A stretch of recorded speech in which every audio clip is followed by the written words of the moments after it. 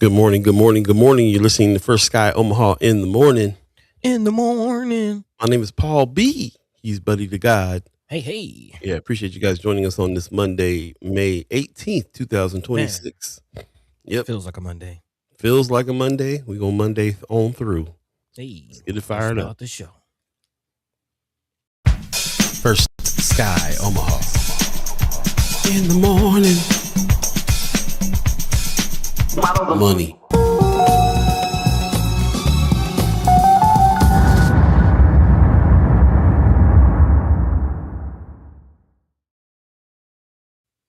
Welcome once again. Fresh edition of First Sky Omaha in the morning. In the morning. Happening right now. Again, it's Monday, the 18th of May. And Yeah. it's one of those Mondays we're trying to wake up, get it going. Man, It's been a tough night of sleeping with all the tornado warnings and thunder and lightning yeah. going on here in Omaha. Somebody check on Weatherman Wayne. Yeah, man. Yeah, I was thinking about that. Weatherman Wayne is definitely on the case. I'm quite sure. Lots of outages this morning. I'd highly suggest you check in with your fam. Here's the latest map from OPPD saying that there's a few more. There's about 105 outages in Omaha left. So, yeah, it's kind of going down. Surprised there wasn't a lot more. I definitely had the flicker situation going on last night myself. Those winds were pretty treacherous. So might be trees down, might be people without power. Definitely check on your loved ones. But it looks like we got through it and tornado moved past and went elsewhere. But I did see a lot of people out there with some photos and some outskirts of Omaha showing the damage. Yeah. Devastation. Yeah. So anyway, check on your loved ones first and foremost, and then come back here with us if you got internet and power, and and tap in with us. As you can see, we do. This is Senator Cypher Monday, so we'll be checking in with Senator McKinney, Senator Ashley Spivey, put some respect on their names, and talk a little bit about what's going on here with after the election. There's been a lot of chatter on Friends of First Sky Omaha for real. Hopefully, we'll get past and start talking about what's going to be happening in the generals, because strategy needs to be formed at this point. Whatever anybody's beliefs are. So we're going to try to give a little bit of a break today on some of that part, because there's lots more to talk about. But before we get to it, how you feeling over there, buddy? How you doing? Man, I'm all right. I'll be honest, not sure how much of a break we're gonna get from it today, because everything that's going on over the weekend, at least around my area, is directly connected to that strategy and just what's happening in this country right now. So yeah, definitely. My mind is going out to everybody that pulled up to Alabama. I was actually had a half a mind to try to go out there. I'm only a couple hours away. Of course, I didn't make it, but that's where my mind is. Other than that, man, I'm feeling good. Of course, this towards the end of this week, I'll be making my way to Omaha. So just getting mentally prepared for that, especially how travel is in this country right now. Yeah, you gotta get ready. Yeah. It's kind of treacherous. So, man, that's where my mind is. Of course, it's a Monday. Feeling like a Monday. Still feeling the weekend. Could have used a couple more winks, but it's all good. How you doing, man? How's your world? Yeah, same. Could have used a couple more winks for sure. But just happy that we're up talking and getting things going again. This heavy weekend. Let us know how your weekend went. If you were battling what was going on there with your with the weather. Were you down in the basement? Even before that, though, there was lots that went on. So let us know. Did you go to Cinco de Mayo? Cinco de Mayo went down this weekend as well. Also, our content creator camp went down this weekend. So shout out to the students that came through on the second week. It's gonna be it's a good class. Shout out to Dr. Carol Zugner, formerly a professor at Creighton. That was laying it down, man, laying it down. I forgot she worked at AP, and I mean she's all over the place. So we got a real news legend in the house teaching. And so I was very happy to hear that. Very happy to see that. Jump in the chat real quick. Appreciate everybody coming through. I see Pops gives us a good Monday morning from Mad Love from Las Vegas. Appreciate you, Pops. Also, RG gives us a morning, y'all. Morning. Sean McCarthy says, morning. Hope everyone had a good weekend. Hope last night's storms didn't do too much damage. Yeah, me too. Yeah. Still calling around to friends and family to make sure their roof is still on, because there's some people who had some roof damage for last night. Check on your peoples. It wasn't just tornadoes. It was hail and 70-mile an hour winds when it wasn't a tornado. So lots of damage.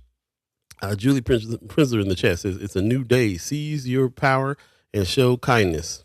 Love that. Speaking of power. Love that. Yeah. Yeah. Make sure your power's on. Also, RG says this is the Windows Open Monday. Okay. Okay. Yeah. Judy Prinzler says I had no power for 2 hours yesterday afternoon. Yeah. Yeah, it went down. Leia Keiser's in the chat saying happy marvelous Monday. Thank you. I missed the podcast. You get the new podcast out? I missed that. If I missed that, I apologize. Michelle Moreno gives us a good morning. Appreciate you coming through. Marlon Harrison says good morning. First Sky family, happy motivational Monday. I saw Marlon, you were out and about with graduations this weekend too that went down, right? Lots of season. Yep. He says, good morning, First Sky family. Happy motivational Monday. Someone please send me some drunk ship coffee because your favorite community reporter is tired. You tired, boss. He taking on First Sky attendance for real, ain't he? Yeah, man. Yeah. Part of the film. Out there tired already. Good morning, Kimber Snipes in the chat. Appreciate you guys getting up early with us this morning. Once again, this is Senator Cypher Monday, so we'll be speaking to the senators shortly. So stay tuned for that. Get your questions ready. Lots to talk about with everything really, but I can't wait to get their take on a few things that's happening in the news, which we will talk about here next. Well, before we get to that though, let me get a couple community updates out of the way. Okay. There's a few of them happening this Monday, which usually we save them for like Friday, but there's a lot going on this week, and also we still want to tap in with you to find out what you did this weekend too. Love to hear about that. So put it in the chat, put it in Friends of First Sky Omaha. Love to hear about it. So we already checked in about whether or not you're one of those ones with the outages or your families. There's another thing that went down over. I just pulled this out. Florence, the historic Florence district, put this whole list of things to do for Saturday and Sunday that I had never seen. So shout out to the person who put this in Friends of. Just wanted to know if you guys seen this before or participated in any of these things. We want to pay a little bit more attention to what's going on in Omaha, in that area of North Omaha, Florence area too. So I was pretty amazed by all these things that are happening. I know we got concerts and stuff coming up at Miller Park, but it's just like, wow, they got a lot going on this weekend. And I guess this is a regular newsletter. So let us know if you've seen this and participated in any of these things in the historic Florence district this past weekend. And if this is a regular thing, anybody know if this is a regular thing? Does this go out every weekend? Is this much stuff to do, or is it just the summer, or what's going on? So I'd love some more information on it if you have it, live in the area. Also, this has been pretty interesting too, man. This Real Media Girls Recording Empowerment, Arts, and Leadership. This is something after our own heart for real. Man, this is teaching a group of young women how to be creators. So this is right along with our content creator camp thing. This is Mondays and Thursdays starting June 15th. Sign up deadline is June 5th. So you might want to dig into this. We'll put this in Friends of, so you can hit that QR code. But spaces are limited to the first 12 girls per session. You'll learn photography, videography, lighting, editing, podcasting, social media, and content creation, and more. Hey, which, yeah, man, right up our alley for real. So, man.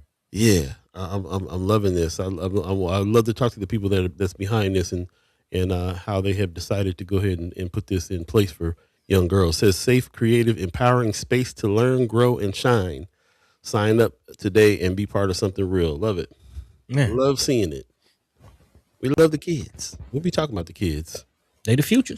They are the future. We'll be talking about them this show in a big way too. So shout out to it looks like I can't read the logo. Yeah, I was trying to look at that. I think Lachey Music Entertainment is what it looks like, and CW Media. Mm-hmm. Yeah, like we'll dig in and find out who's behind this because we'd love to talk to them about it. Love it. Also, what's coming up here is the Malcolm X Memorial Foundation. Of course, we're in the era of the birthday of Malcolm X, and so there's a legacy banquet and community and award ceremony coming up, honoring the life, legacy, and transformation of Malcolm X. Limited tickets available. Let me see what you can purchase your tickets. Purchase your tickets today at bit.ly MX Banquet 2026.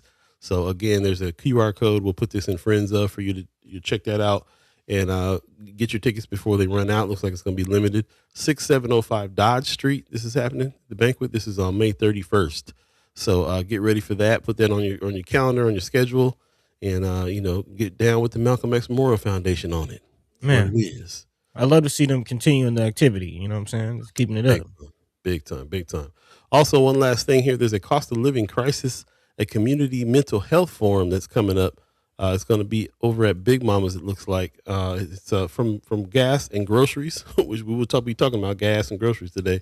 To rent, housing, everyday expenses have become increasingly difficult to manage. Together, we'll create space to talk openly about these challenges, support one another, and explore how we can move forward as a community. This is happening Thursday, May 21st from 6 to 7:30 at Big Mama's. Dinner will be provided. I will go ahead and put this link in the chat if you want to register for this and come through and have a discussion about that. This is interesting to me because I've been wanting to put this out too. I've been wanting to ask people how is what's going on right now with this current administration and economy affecting you personally. I'd love to hear some stories from you about that. If you would like to share that, you can always hit us up at firstskyOmaha@gmail.com. Send us an email about it, or you can always post your story in Friends of the group page on Facebook, so we can kind of talk about some of the things that are happening too. But it'd be good to hear from individuals, like what's going on, how gas prices is affecting you, and all these things too. We would love to hear from you on that. We'll definitely be talking about it during the show. I'll save some more of those haps later because we need to jump into some of the things we're going to be talking about now. So I will pass over to Buddy. Buddy, what's today's thread? What's going on today? Man, of course, as we lay out the perspective of Omaha being the center of the world and Nebraska being the center, definitely going to draw that into just what's going on nationally. What we've been seeing, of course, as I mentioned earlier, over the weekend was the All Roads Leads to the South rally, again, a march in Alabama. And been a lot of energy around that situation. So definitely going to get into that. Also, did want to talk a little bit about the South Omaha, the Cinco de Mayo situation.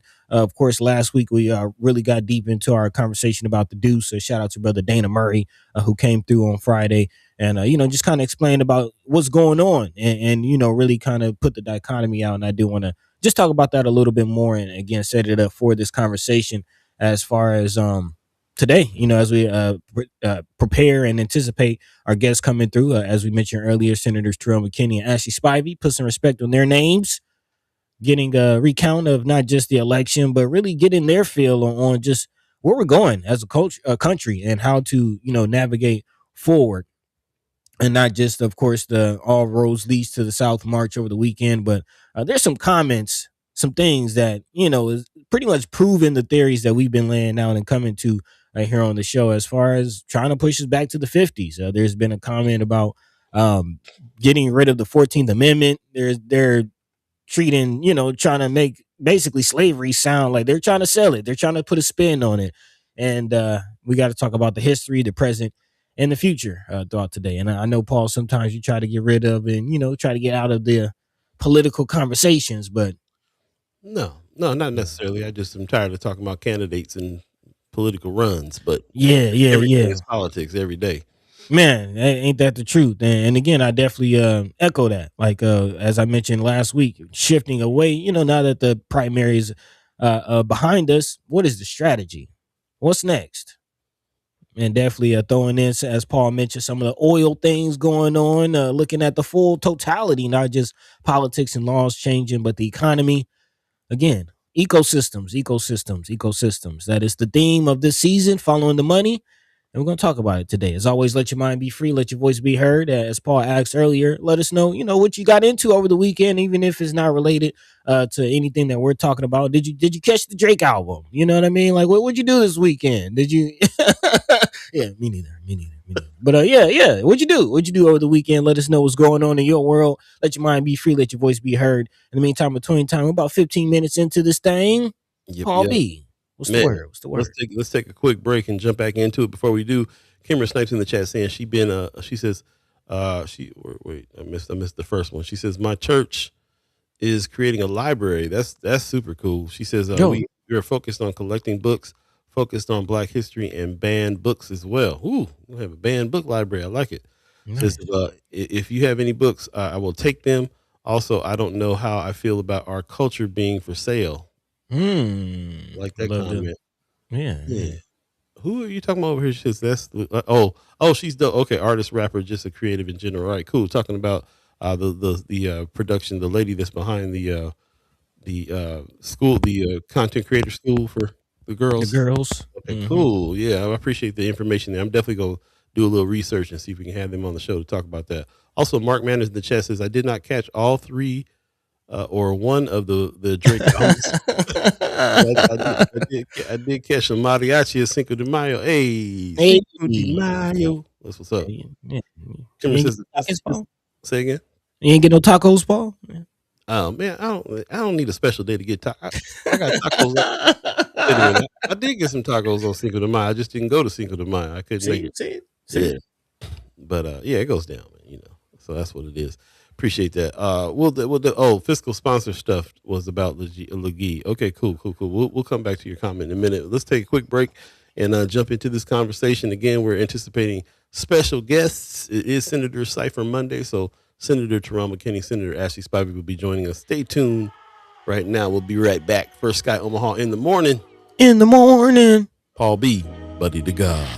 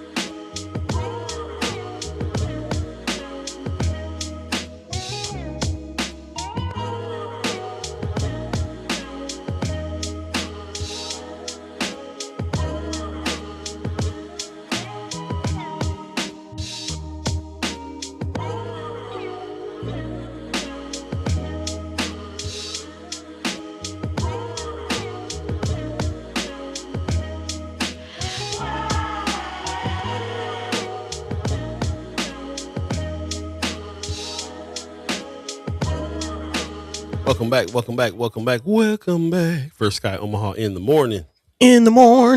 Paul B, Buddy to God. I gotta stop playing that track because it's gonna be on the album. Yeah, you might. Hold back. Yeah. Pop says, like I said, if you're in Allen, when it comes to tacos, every day is Cinco de Mayo. Pops, I couldn't have said it better myself. Okay, so you just predisposed to liking tacos, huh? I am genetically predisposed to liking tacos. Brooke gives us a good morning. What's happening, Brooke? Appreciate you. You like tacos too, Brooke? Is that? Come on, man. We from California, bro. Well, I mean, who don't like tacos? Yeah. I guess. Well, yeah, we got a different level going on in this family, though. I'm gonna tell you that right now. You grew up on them. That's 5 day a week tacos. It ain't just let's go out for Mexican tonight. Nah, bro. That's where the beans and tortillas at. Where's it's culture. It's the staple. Culture. Yeah. Speaking of culture, we're gonna go ahead and dive in because we got to get going on this. But buddy, what's first on the agenda? Man, I mean, it's just so beautiful how the conversations organically and naturally happen. Let's talk about that. You know what I'm saying? Not just tacos, but culture in general. And I'm going back to Kimra's comment because I appreciate that, and I do want to talk about that as we open up this thread of the day. Again, Kimra saying in the chat, I don't know how I feel about our culture being for sale. Again, we read that before the break. Referring to our conversation, the comment by Brother Dana Murray on Friday. If you missed that Love Supreme episode, dope episode, dope conversation. Definitely go back and check that out on YouTube. But yes, during that conversation, Brother Dana Murray did draw the comparison between, what we see on South 24th during days like Cinco de Mayo, during big events like Cinco de Mayo, and what could be possible every year, in North Omaha. And of course, he drew the comparison between Cinco de Mayo and everybody in the city going out there versus North Omaha kind of just being a North Omaha days, just being a North Omaha family reunion kind of thing.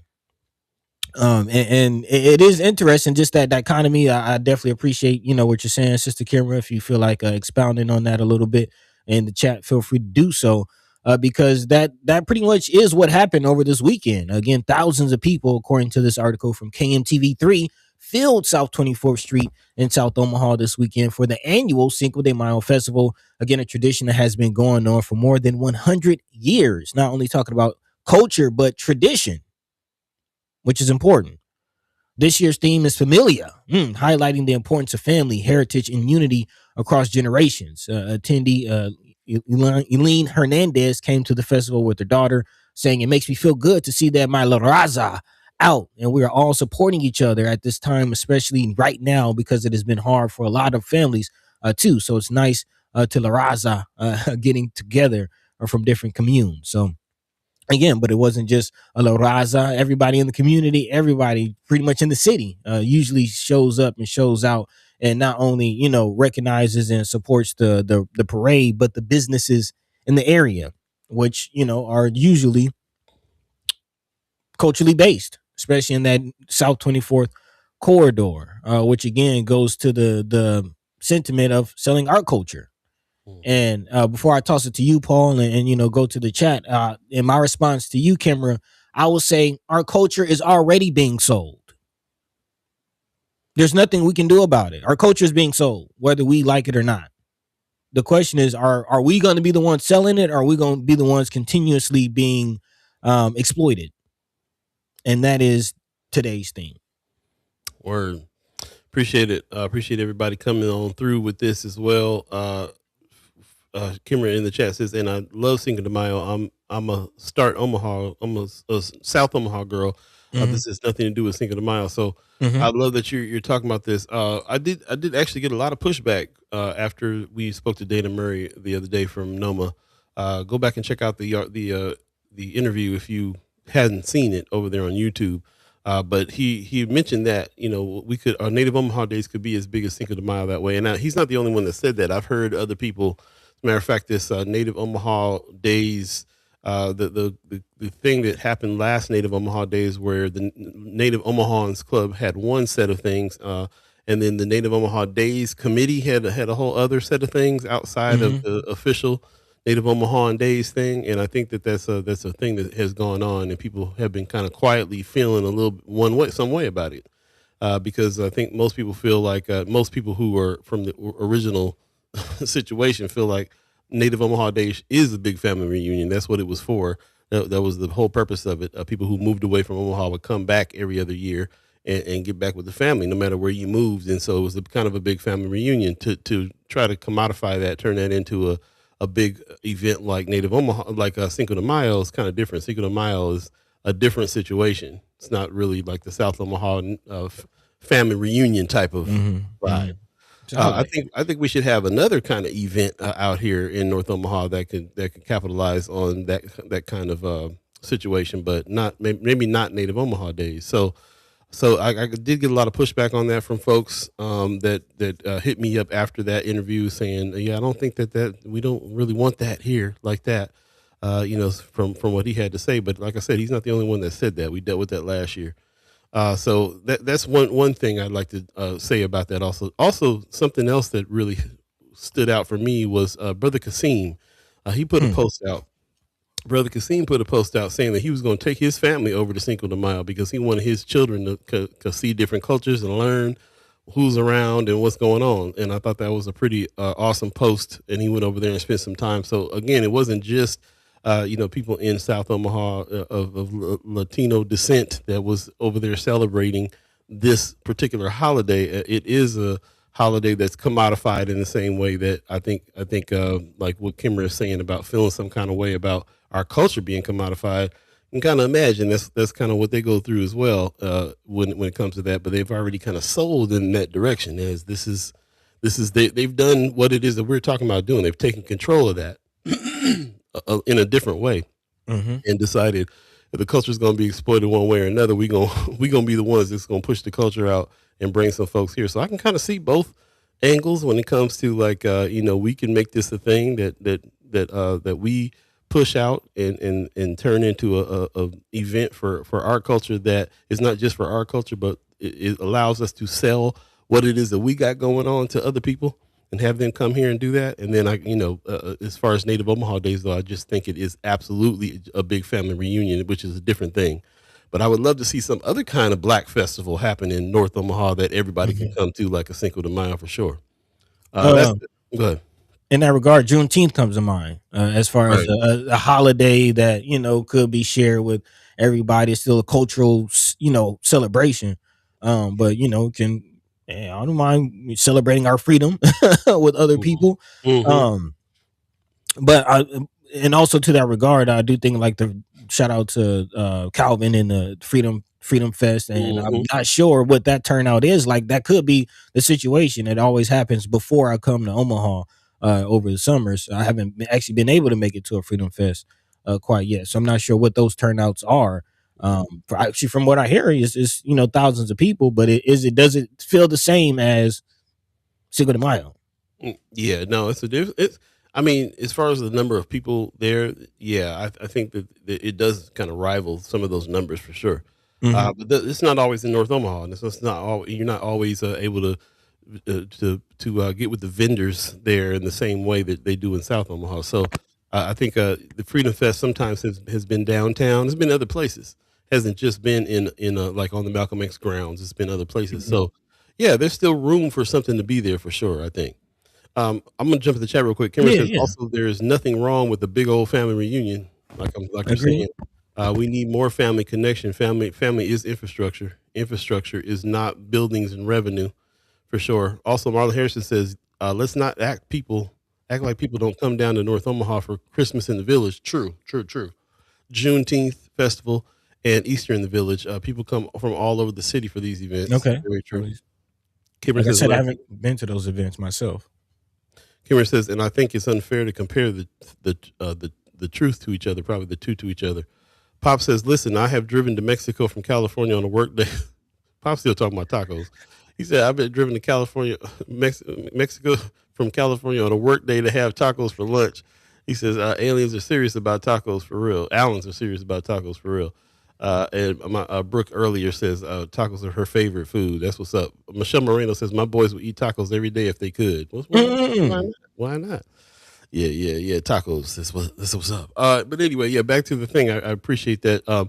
Kimmer says it may be being sold, talking about our culture, but as a black person, I'm not about to get out here and sell that process. But that's me. Hear that.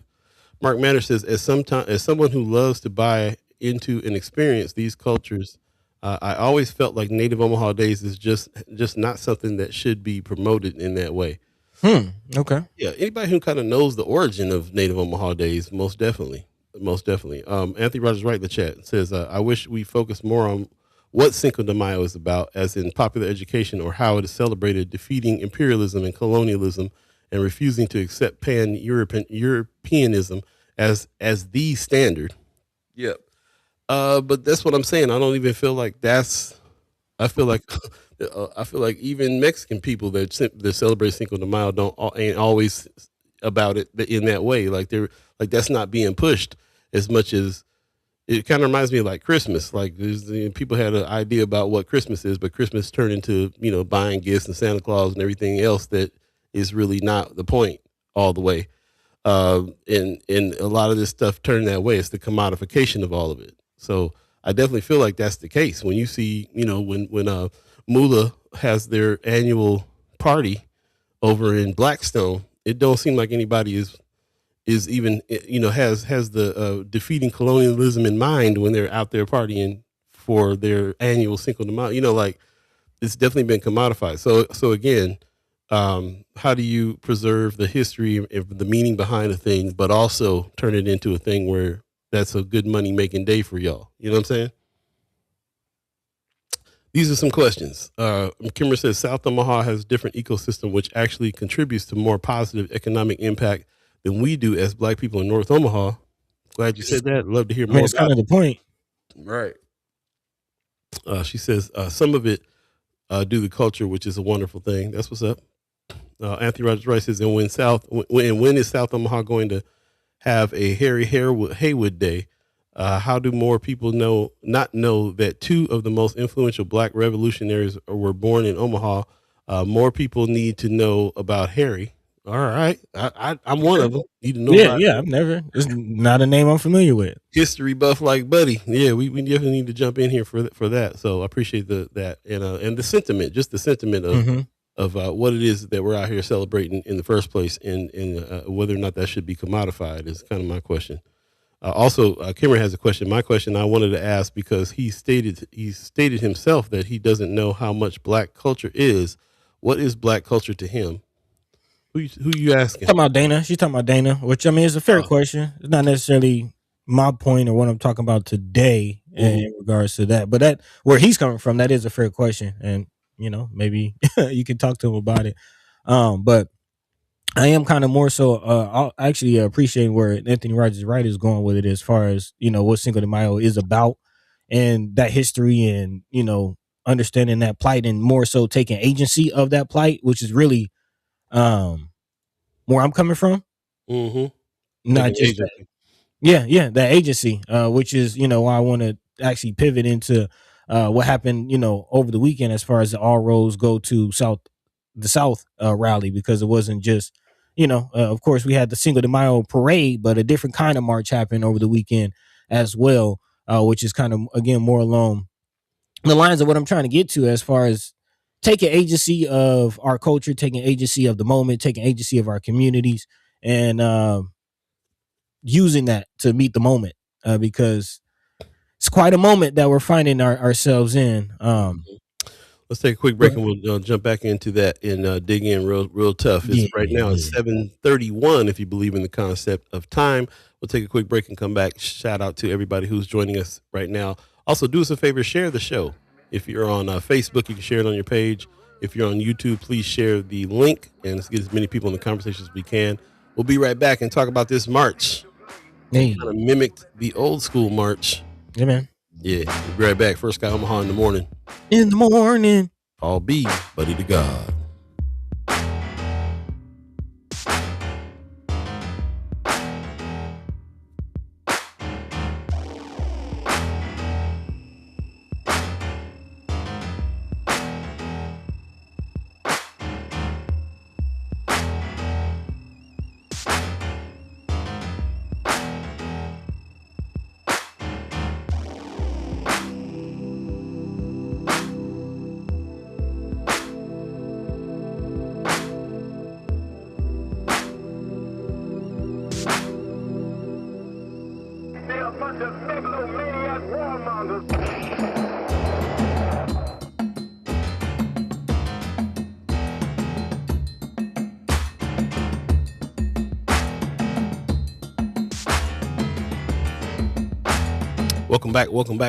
Welcome back. First Guy Omaha in the morning. Paul B, Buddy to God. Thanks for joining us. Yeah, man, let's slide right on into this conversation because it was interesting. I was very proud about how many people came out to that march. Alabama was on the move in a big way, but then that question came right up that we ask just about every show. What's next? What is next, buddy? Let's go ahead and dive in. Yeah, and I mean, really, this goes right in the vein of the conversation we're having. Again, Anthony Rogers right in the chat reminding us of what Cinco de Mayo is about, which again is the same spirit that went down while thousands of people were celebrating Cinco de Mayo, which is all about, again, education on how to celebrate defeating imperialism and colonialization. Again, in the words of Brother Anthony Rogers Wright. And at the same time, while that was happening, thousands of people were descending upon Selma and Montgomery to protest redistricting by Southern Republican state legislatures and the targeting of Black Democratic members of Congress. Again, the rally in Montgomery drew about 5,000 people and featured just about everybody: politicians, activists, civil rights leaders, all in the name of the All Roads Lead to the South campaign, which again is aimed at organizing voters to offset the advantages Republicans may gain from the article says redistricting, but I'm just call it what it is: gerrymandering. That's what it is. It's illegal gerrymandering. Again, Victor Kaur, who traveled from Birmingham to Montgomery to join the march, says our democracy is on the line. Our rights are on the line. They're trying to take it all away. They are suppressing our vote, trying to keep us quiet, trying to silence our vote. Of course, in the middle of this is the Louisiana versus Calais court case, which decided last month that the nation's highest court weakened Section 2 of the Voting Rights Act, something that we've been talking about and will continue to talk about throughout, the season. And as this continues to go on, just keeping an eye on what this means, especially ahead of the general coming up in November. So this is definitely going to be an ongoing theme throughout this season, really throughout this year, going into next season, especially with the next season's theme of teamwork makes the dream work, and organizing and getting out the vote and this energy. But again, my thought as far as taking agency and control of, not necessarily control, but just agency. I'm glad that you know, throughout this up to this point, as far as what's going on politically in this country, we've pretty much sat out. You know, especially with the ICE situations, the No Kings rallies. Mm, Um, you you think so? know, black folk. I mean, we've been talking about it. Where's the black folk at these protests? We've been seeing it. That's the general cultural conversation. Is the fact that again, largely the numbers that we've seen with the George Floyd protests and the Mike Brown and all those situations aren't necessarily the same. Mm, But again, the reality is a lot of this has been built on our backs. A lot of this has been built on, you know, a lot of the legislation that we have fought for in this country. And here we are seeing it being dismantled. And are we prepared to mm. take agency of this moment? Because it's coming to our front door very, very like now. It's all coming to our front door now. Um, And this is good. I think it's just hit me right now that we when we prepared for this show today, you and I talked about it. We were pretty fired up about some of the things that's going on, but then we got on here and didn't really tease what's really going on, what's happening with the mm, 14th Amendment and all the stuff that's really happening. It's also got me thinking about what just happened with the Justins just man, recently. right. So, yeah. So, and while I'm in mid thought on that, I definitely want us to look at that because this is something that we should have queued up a little bit stronger. We've structured the show right now to where we're easing into Mm-hmm. this huge stuff that's happening, and we should have put that in front for you guys to really kind of understand like how heavy all this is. It's not just that people went out and marched. It's not just the what next of it. It's also the reason why they went out and marched. It's also what we're under attack, how we're under attack, and how it is that we need to, state that and then start from scratch on how we build up to fix that. So I'd like to continue in that vein as well. Anthony Rogers Wright will actually come back to some of the things that you're talking about here, so that we can kind of stay on our vein as well. These are also some things that I would love to ask the senators when the senators come on shortly Definitely. too. This is Senator Cypher Monday, so they'll be coming on shortly, and I know they have some thoughts on all these things that are going on right now.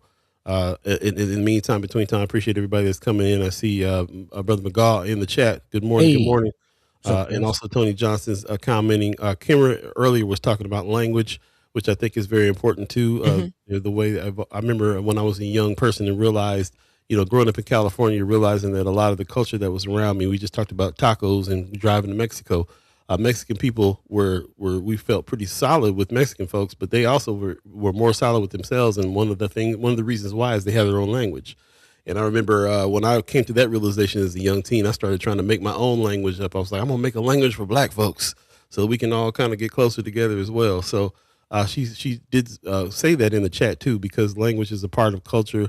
We don't have our own language that is encouraging us to do business with each other. She's talking about that type of thing too. She says, when I'm talking about color, I'm talking about language specifically. So I appreciate that, and I feel like the language that we do have amongst each other is this revolutionary language that has been born out of the struggle because of the fact that we've been dealing with this stuff for as long as we have. So when people when they went to go march in Alabama for Black folks, we knew what that meant. We know the association to the history of that. We can look at the places where they marched, like the Edmund Pettus Bridge, and Mm-hmm. be a shout out to Preston Love Jr., who takes a group out there every single year for Black Votes Matter. This Black Voters Matter that this lady's holding right here is out of Atlanta. They Mm-hmm. have they got the same plight. You guys got the same plight we got out here on this one, and the same Man. solutions. Ours is called Black Votes Matter, and they're actually connected and partnered up with Black Voters Matter. So that's what's Yeah. up. But Preston Love Jr. takes a group out here every year to make people understand how important that march was. So this march is also one where they're signaling how important the times are by going out to this march. But it's deeper than just that, which is why a lot of young folks right now are like, okay, we did the marches before. Like, what's next? Man. So, two things. I do want to give a shout out to Kimra who kind of made that Black Votes, Black Voters connection. Yeah. Yeah. Again, connecting the dots, moving and shaking. So shout out to Sister Kimra for that. And on that, I did want to play this clip, if that's all right. Talking about what's next.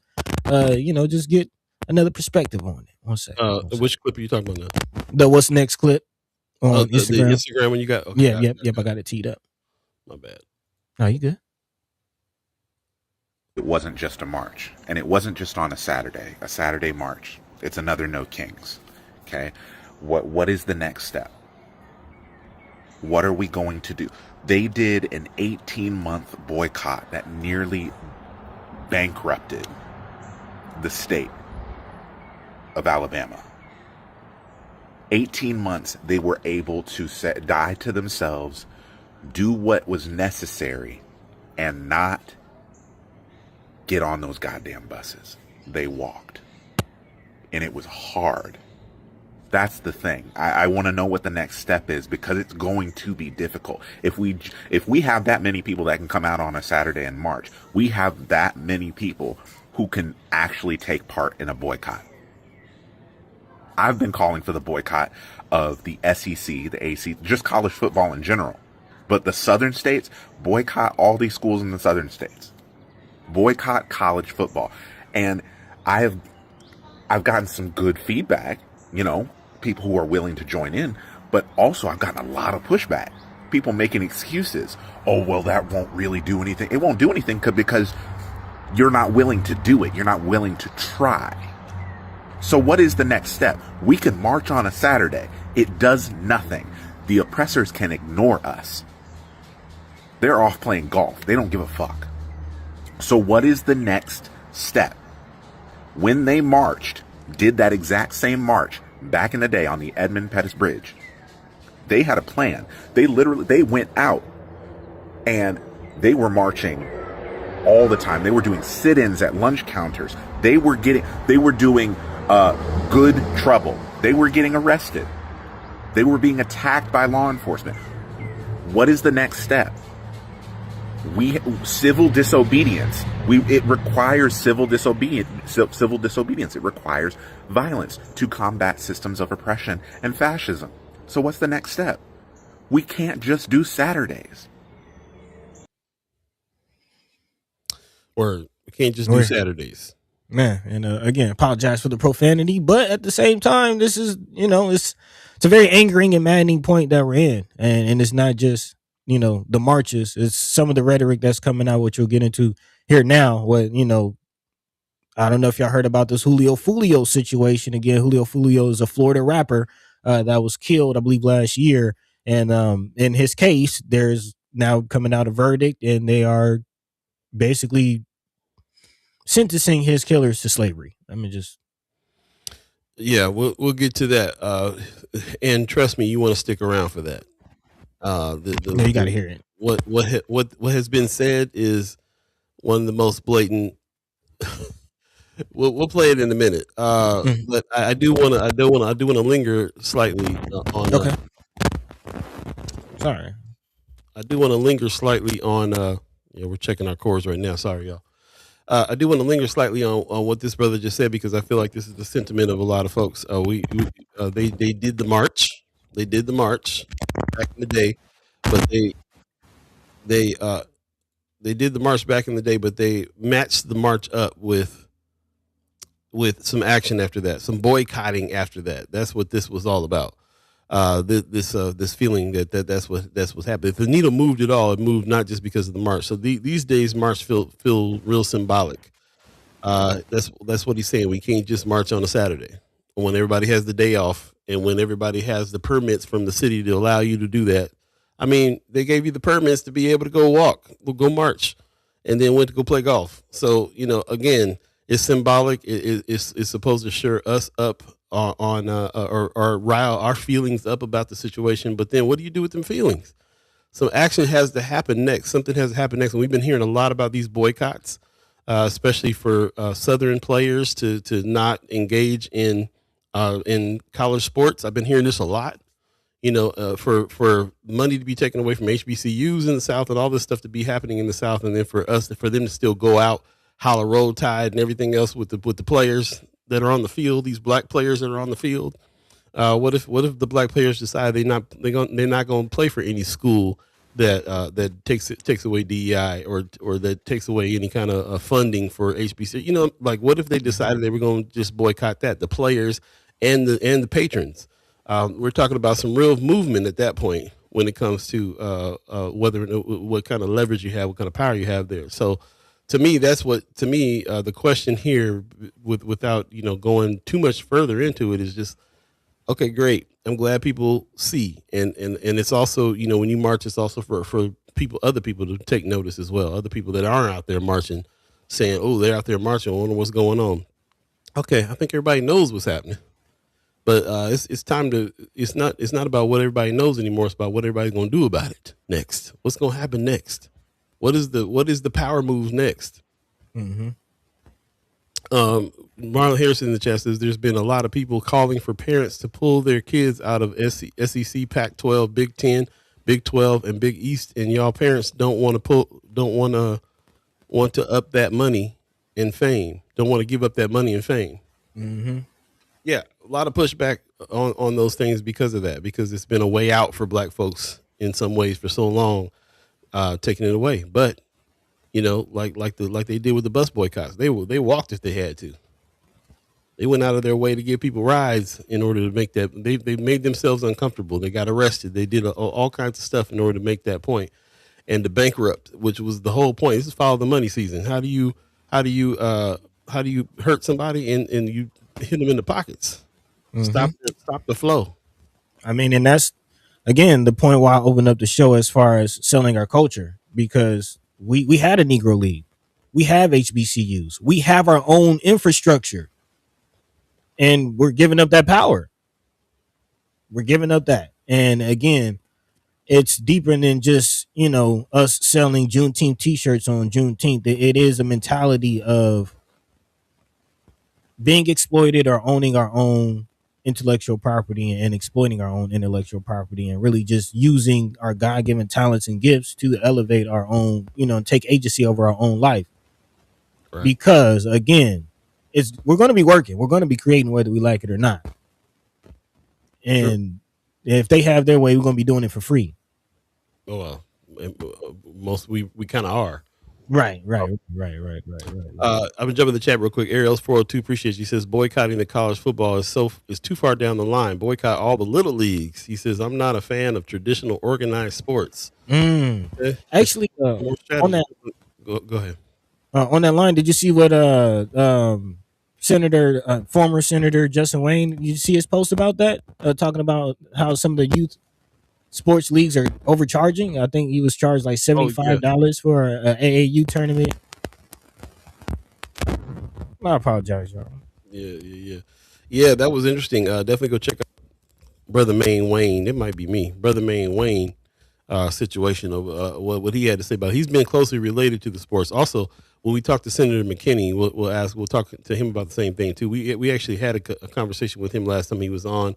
That was that he was talking about how the barriers, in wrestling, and how how much things cost to get into as far as that stuff's concerned too, and everything everybody has to do driving over to the west side.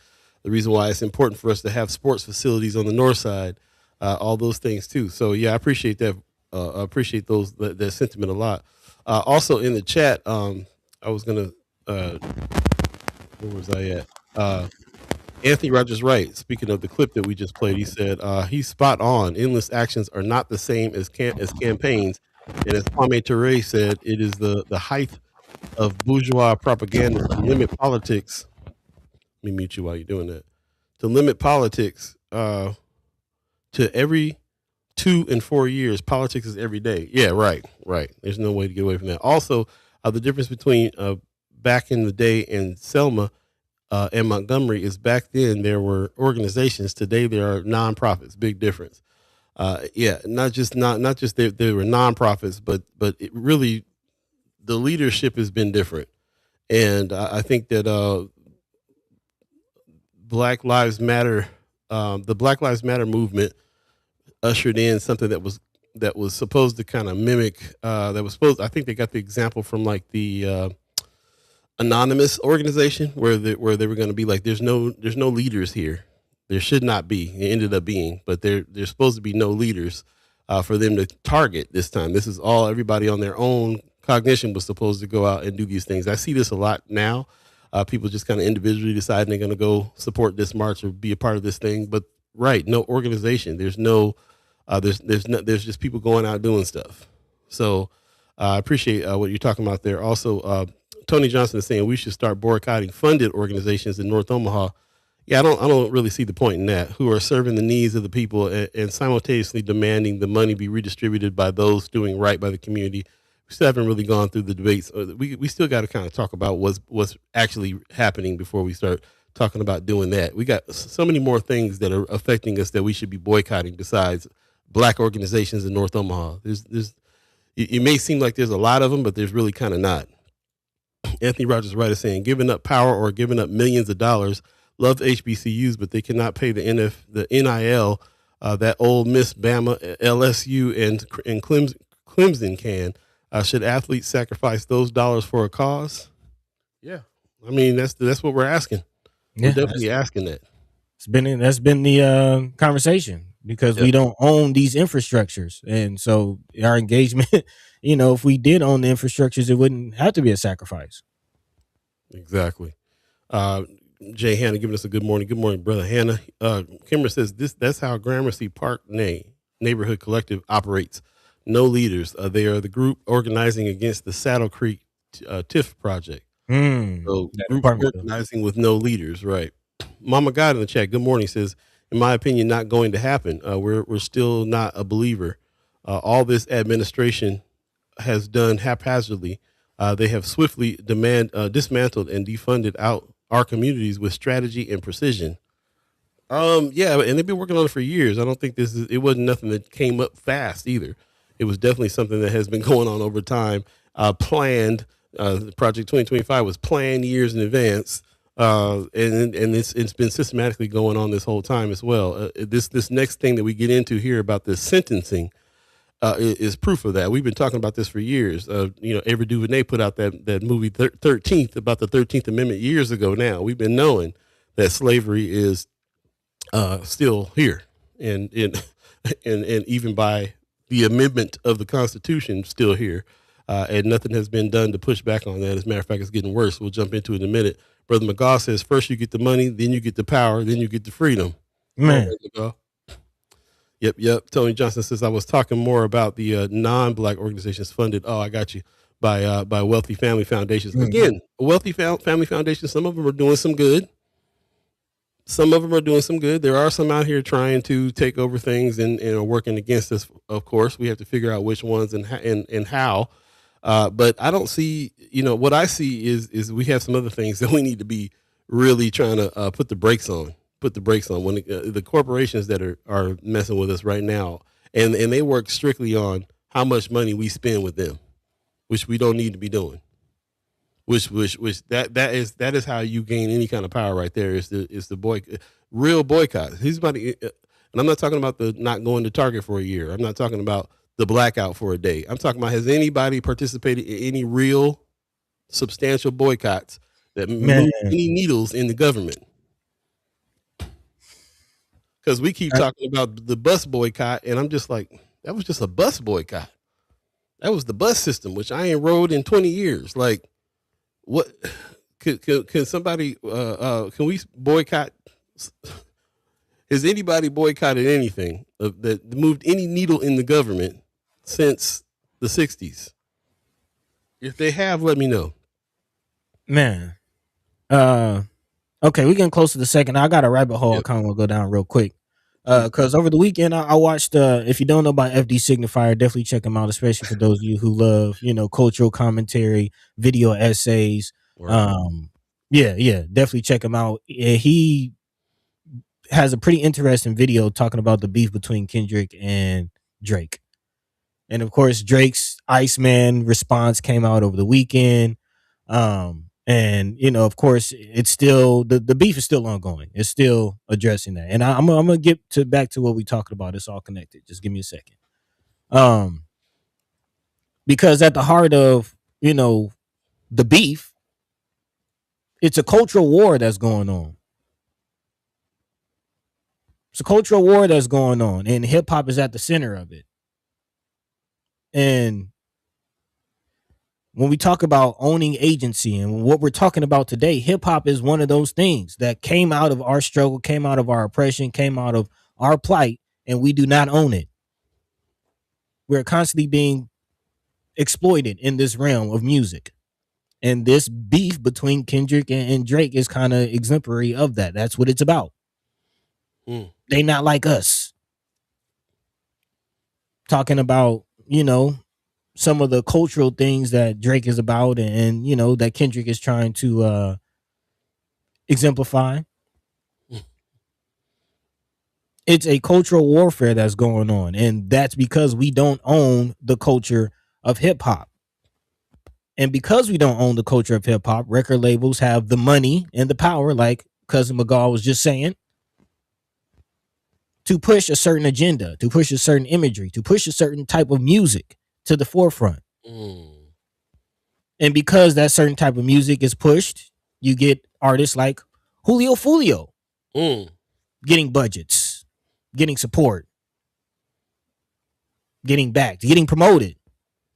And if you don't know about Julio Fulio, he's pretty much a drill rapper from Jacksonville, Florida, that was killed.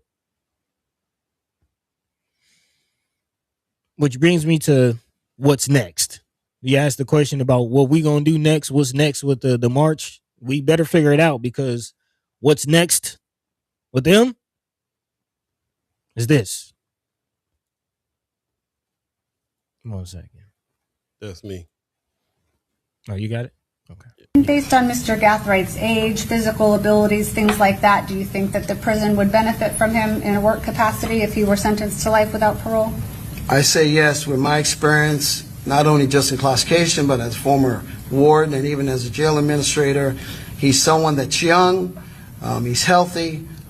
In reality, we need that labor, we need that sweat equity, and we will put him out there to work, because we do have an aging prison population, jail administration, we have that. So we put these young individuals to work and get some sweat equity out of them, since they are young and actually can do the work.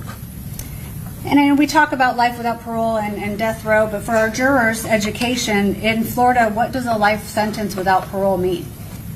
A life sentence in the Florida Department of Corrections means from the minute they're brought in, they're assigned an inmate number.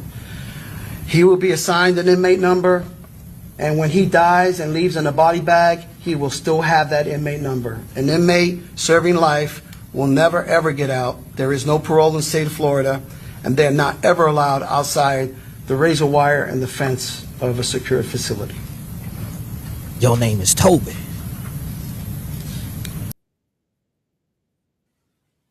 Your name is Toby.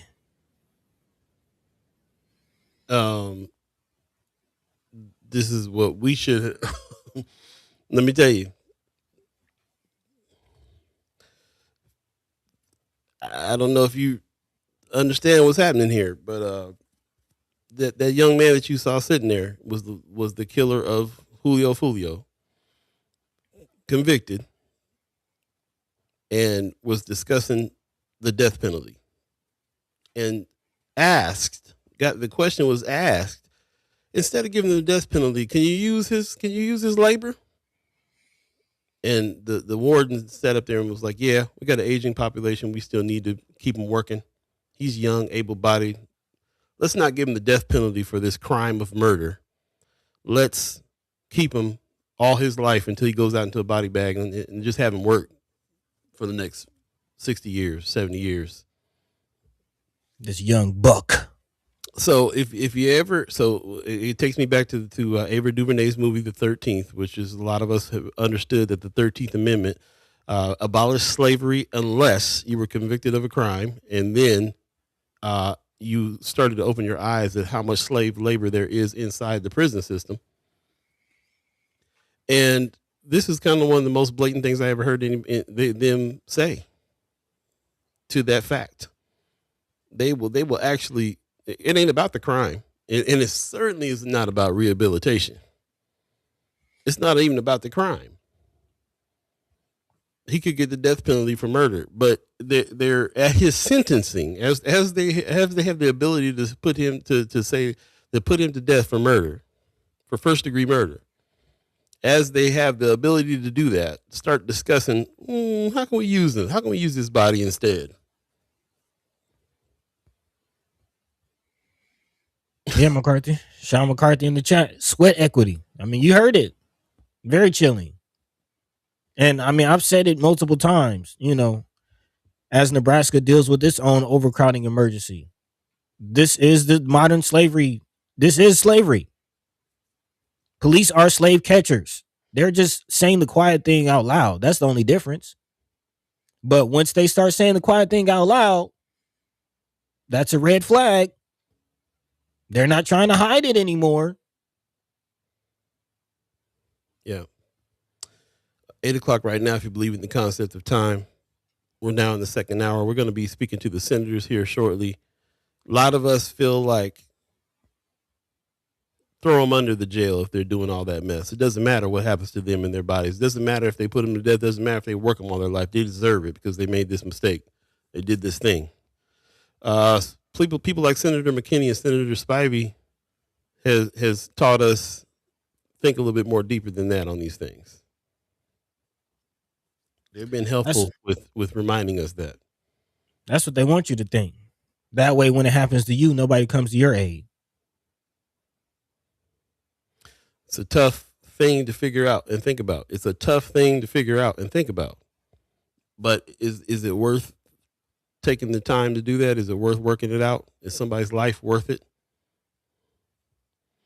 And after somebody does something and gets put in jail, how should they be treated when they're in there? Lots of questions to this, but the thing that I got to draw from it is that it's proven that they got you in there as a slave and would even maneuver some things around for your sentence so that you can keep slave laboring. Ariel's 402. I agree. He says, I'm not a fan of capital punishment, so this is an alternative is fine. This alternative is fine. Some people believe that. Could be fine in this particular case. In this particular case. But if this is their norm, if this is what happens, because there's some people in there that didn't commit murder that are in there making the chairs for your baby's school and everything else. Slave labor. And the following the money behind an industrial complex that has so much influence over the courts that the courts is asking them, well, I can give them the death penalty, but do you need a strong back in there? Because we could do that too. If you don't think that's wild, I don't know. Stay tuned. You're listening to First Guy Omaha in the morning. In the morning. My name is Paul B. He's Buddy to God. We got lots more to talk about here in the second hour, and we'll be meeting with the senators. Senator Cypher Monday is happening. Senator Ashley Spivey, Senator Terrell McKinney, put some respect on their names. We'll be right back. Paul B. Buddy to God. That's common to all of us. We suffer political oppression, economic exploitation, and social degradation. Today it's time to stop singing and start swinging.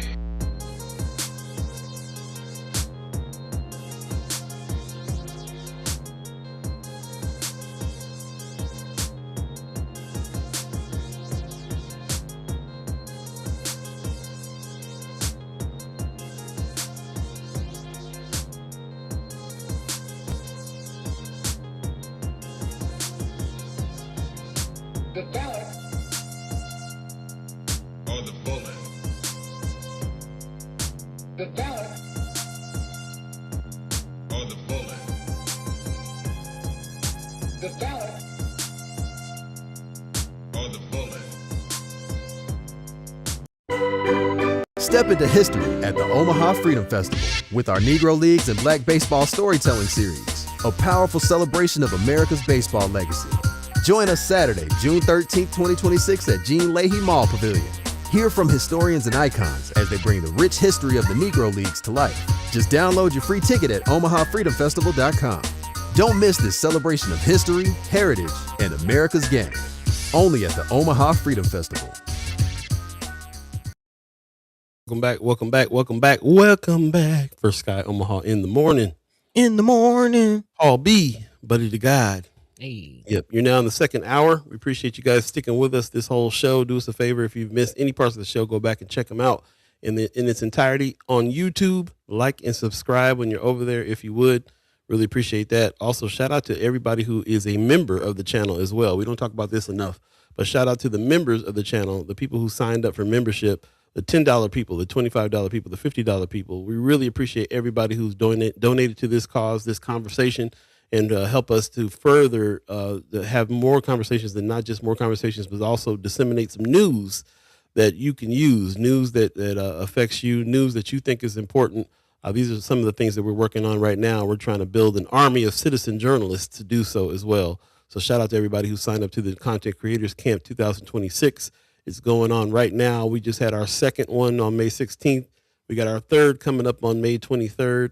And if anybody is interested in becoming one of the students of the camp, you can hit us up at firstsky.omaha@gmail.com, because I believe we're going to have a Content Creators Camp in the fall of 2026 as well. So we have more to come, more to sign up. You saw a picture of Thomas Warren, who is the chief of staff over there at the mayor's office. He's going to be joining us on Wednesday. So get ready for him. And then we don't have our confirmation yet, but we believe we're going to be speaking to the mayor on Friday, monthly meetup with the Mayor John Ewing on Friday. So get your questions ready, get your comments ready. It'll be a time to talk to some of the folks in the city that can actually move the needle with some political power. Man. And they are welcome. They have welcomed us and want to come and talk to us. So we welcome them, and we appreciate that. And that's what it is. So we'll get to it. Other than that, man, I appreciate everybody that's come in. I see Sean McCarthy in the chat saying the judge and the lawyers didn't even seem to be concerned about the victim. It's almost like the murder of another person benefited the state with roughly 50 years of labor. Tell it. Also, RG says, you mean you seemed a little surprised at the business as usual approach? I don't know. I think that's what black folks are talking about a lot, that this is something that's been going on for a really long time. I mean, everybody can tell a story about that. So I had somebody in the family that have been in jail and can come out and tell that story in a big way. 10 to Pat is in the chat again. Good morning, saying black people don't seem too concerned about the murder victim. A life of labor is nothing in exchange. He can refuse to work. He already got life. They can't do anything more from his refusal. Yeah, this is true. Like I said, it's a nuanced conversation here, because we can say in this case, this is the alternative to the death penalty. This is something that is harsh, but the process that they already have in motion to be putting people to work this way, and the idea they have about how it is that they're supposed to be working, they're supposed to be working folks. Trust me, there's a lot of people in here that in jail that don't deserve that kind of treatment, that still has to succumb to the slave labor of the prison industrial complex. And people like Senator McKinney can tell you about that all the time. He's in there all the time talking to folks. Man. So is Senator Spivey. So is a lot of our news gang affiliates in there talking to folks. I've been in there myself to shoot documentary films and been talking to folks. So the system that has been put together there is pretty messed up. And yes, we can focus in on this particular crime, this particular criminal, on this particular thing. But what we're choosing to highlight right now is how blatant it is that this system is set up for you to be a slave in this way. That's it. Like Sean says, it feels like it's almost a benefit to the state that this man killed this black man. They don't care about neither one of them lives. It is. I mean, how much money is the coroner making off of this? How much money is the sheriff making off of this? How much money is, like, do we really need to talk about the system? And that's it though. It's less about the fish and more about the pond. The system that created, the economic reason why somebody feels like rapping is the easiest way to get out of the situation that they're in. Man. And a lot of we all know, we've talked about this and it have illustrated, and it's been researched and studied ad nauseum, that one of the main determinants of crime is poverty. And we're seeing before our very eyes all of the determinants and the pathways to create a system of poverty right before us. I mean, we've been talking about the oil and the war in the Middle East and how that's been impacting our economy. the bottom. I mean, again, I'm about to be making my way to Omaha here soon. I'm definitely keeping a close eye on these gas prices. You be standing at the pump like this, just head down, just man, looking at them numbers go up as you. Yeah, man. We definitely got to get into it. Appreciate it. Before we do that, I want to get to the chat and just ask you guys, what where do you stand? How do you feel about the situation that's happening here? We've been talking a lot about this particular thing, but the situation we're talking about here is the way that this is all set up. The way that this is all set up. They put the conditions out there and create more poverty, and they do it knowing that it's going to create more crime.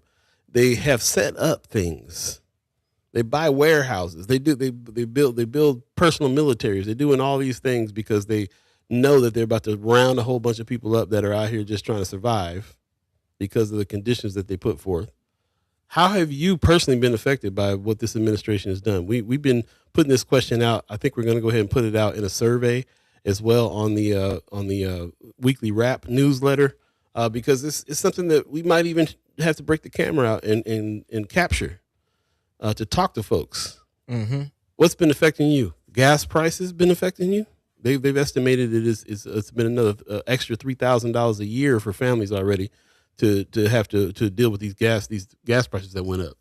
We've been talking about food for the last 2, 3, 4 years. When's the last time anybody bought a steak around here? I mean, you gotta really think about these food prices, the gas prices, people being laid off of jobs, the job situation, the positions being taken away, situations being gutted. I had to the situation I just had with the IRS was unbelievable. 2 or 3 people working in the office, nobody answering the phone for days at a time. You can't even give them the money. You can't even get a hold of nobody to give them some money because there's nobody there. I finally got on the phone with a woman who had been fired 3 times by Doge, and they brought her back because she was good and because they needed some. They realized they let go too many people. She was just like, she told me the story. She's just like, it's chaos around here. Good old government efficiency. We lost about 70% of workers. We still don't know why things are like they are. She says, I work overtime and been fired 3 times and hired back 3 times. I have a theory on why. If you'd like to hear it, here it go. Yeah, thank you very much. But yes, on a serious note, man, for me, it only makes sense that all of these mass layoffs are happening because they are clearing the path for free labor. And I don't know, it's just how I'm seeing it. All roads are leading to this important case, this court decision coming out of Alabama. Speaking of the march that happened over the weekend, on Friday, there will be a decision in the Allen versus Milligan case, which is again out of the Circuit Court of Alabama, the lower courts. The justices ordered the court to reconsider its ruling in light of, again, what happened with out of Louisiana and Louisiana versus Calais case. Again, a ruling that pretty much gutted the second section of the Voting Rights Act. And now in Alabama, Governor Kay Ivey has set a special primary election in 4 of the congressional districts of that state to take place in August under the boundaries of an earlier drawn map, which was found illegal and will most likely reduce Alabama's black representation in the House, in the U.S. House. Which this is a question that I posed to Precious, and she you can kind of see it. The writing is on the wall as far as what are they going to do with this these new congressional maps. It's not just about eliminating our vote, but taking power of a certain subsection, a certain group of states. And what are they going to do with this certain subsection and group of states? They are going to dismantle the U.S. Constitution. So again, it's less about this Julio Fulio case and these individual murder cases and things like that, and whether you believe whether the person in that specific case is guilty and deserves whatever it is that's coming to them. We got to talk about this criminal justice case in general, because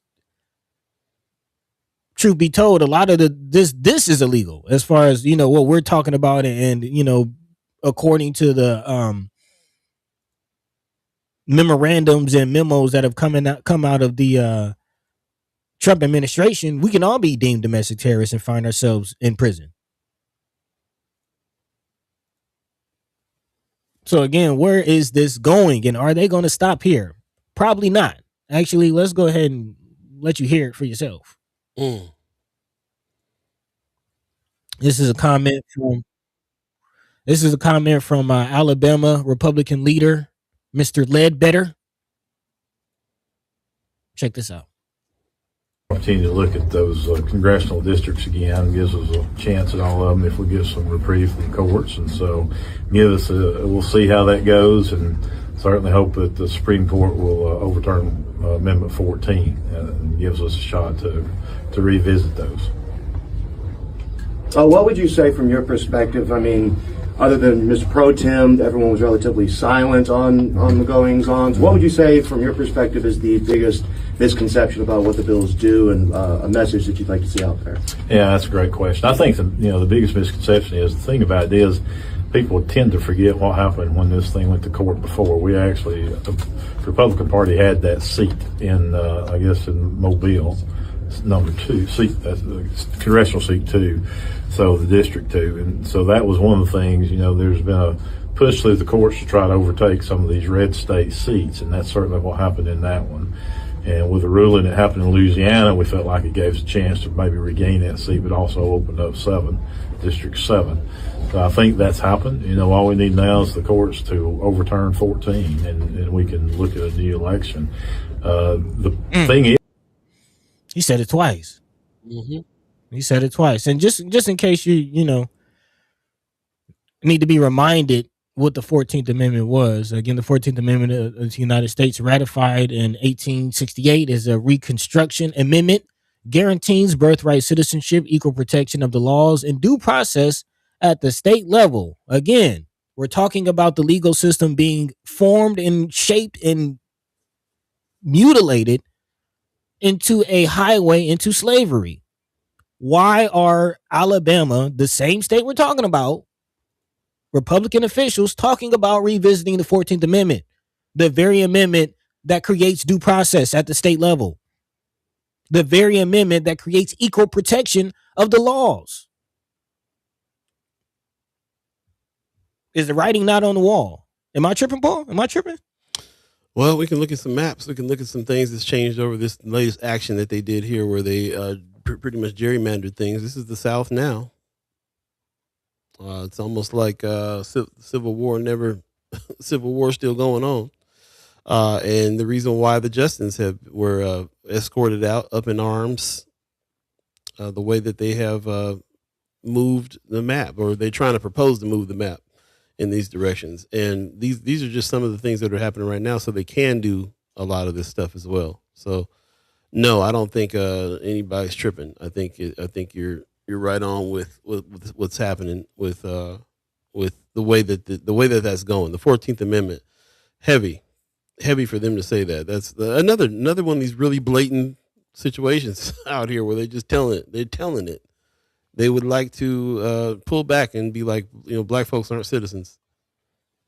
Honestly, I feel like they're telling it because they feel like they've reached a point where they can't be touched or it can't be stopped. Like 2025 has already been rolling out for a year now. Longer than that. And the Supreme Court has already decided on Section 2 of the Voting Rights Act. They already have a majority on the Supreme Court. And it looks like they're now at the point of hedging and trying to protect Plan B, C, and D. Because even if the Supreme Court itself doesn't decide to revisit the Constitution, there is a 2/3 majority stipulation that they can call a constitutional. And how do you get a 2/3 majority? By dictating and manipulating the voting and the elections in every state, or at least 2/3 of the states. Sean McCarthy says, he's quoting him again, we hope the Supreme Court overturns Amendment 14. They're hoping the Supreme Court, whose job it is to interpret the Constitution, overturns an amendment to the Constitution. This is on the public microphone, calling it out, trying to get Congress to do something. And because of the way that Congress has been going down, is a real chance that might go down because of the way that Congress is stacked right now. I'm going to jump into the chat a little bit. I appreciate you guys coming through. We asked a little bit earlier about how things affect you. RG says, speaking of gas, seems like you're being railroaded into paying at least $4 a gallon. You think you might be able to slide and get some of that more economic E85, and they got bags over those pumps. Mm-hmm. And bro, listen, we in Nebraska talking about $4 a gallon. It's $7 a gallon in California, in Vegas. Mama God in the chat says it's chaos because we have no help to resolve our IRS issues, but they're advocating for Trump and family to never be audited by the IRS again. Yeah, while all this is happening, Trump is suing the IRS and trying to get some stipulations to where the IRS can't tap him for his misdeeds. Mm-hmm. Pops in the chat says, I think a prisoner with the choice of sitting in a 8x10 all day and night, or to get out and have something to do every day, even if given pennies per hours, they would probably choose to be active. Again, it really depends on the situation. It depends on why you're in there. I'm not for capital punishment either, but again, it's not the point. We're not talking about this particular case. It's got to be that that the mechanism for them to be able to provide, to have slave labor for as many people that are in there that some of them don't belong. Some of them, the crime doesn't fit the punishment. There's a lot to be said about it. And the fact that that's part of it means that this is an industrial complex, means that the prisons are privately owned, means they can do anything they want to do, means they can come up with laws and put you in jail just because they need some labor. There's something to be said about that as well. We got our special guest waiting in the wings. We're getting ready to bring him in just a second. But before we get there, we have Brother McGall in the chat saying companies, banks, media platforms, lenders, politicians, and institutions chase black dollars, black culture, black votes, and black attention, but too often do not return equivalent value through ownership, contracts, equity, lending, land, jobs, board seats, media control, or wealth transfer. Man, none of it. In fact, they seize all those things on our backs. And when you have them, sometimes take them away. Right. And it'd be lawful to do it. Marlon Harrison says that I just remind a certain group of people that these Republicans don't care about y'all. How many times have farmers and ranchers come on social media complaining about losing money this past year? Good point. Tony Johnson, looks like this has become bigger concern due to the latest redistricting benefited black voters, and black voters supported that why higher registrations in election turnout. Supported that I think I understand what you're saying there. Also, Marlon Harrison says, let's also remember that Republicans are gutting sections of the Constitution where women are allowed to vote on and own property. That's crazy too.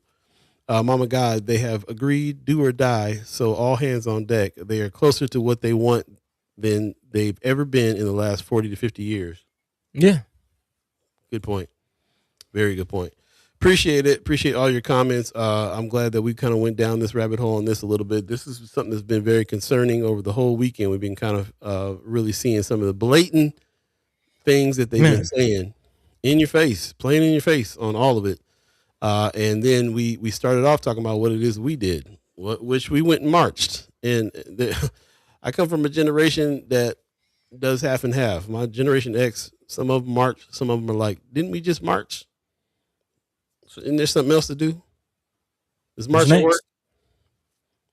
Nah, I ain't going out there. Does marching work? You know, that type of attitude. Because if you know anything about history, marching worked because it was backed by a organized action in conjunction with the march. It was like the march was like the flyer to the party, and the party was the boycott. The boycott. We'll dive in more. I'm very anxious to speak to it and hear what our senators have to say. It is Senators Cypher Monday. We're going to take a quick break, come right back, and bring them in. You're listening to First Sky Omaha in the morning. In the morning. My name is Paul B. He's Buddy the God. Stay tuned.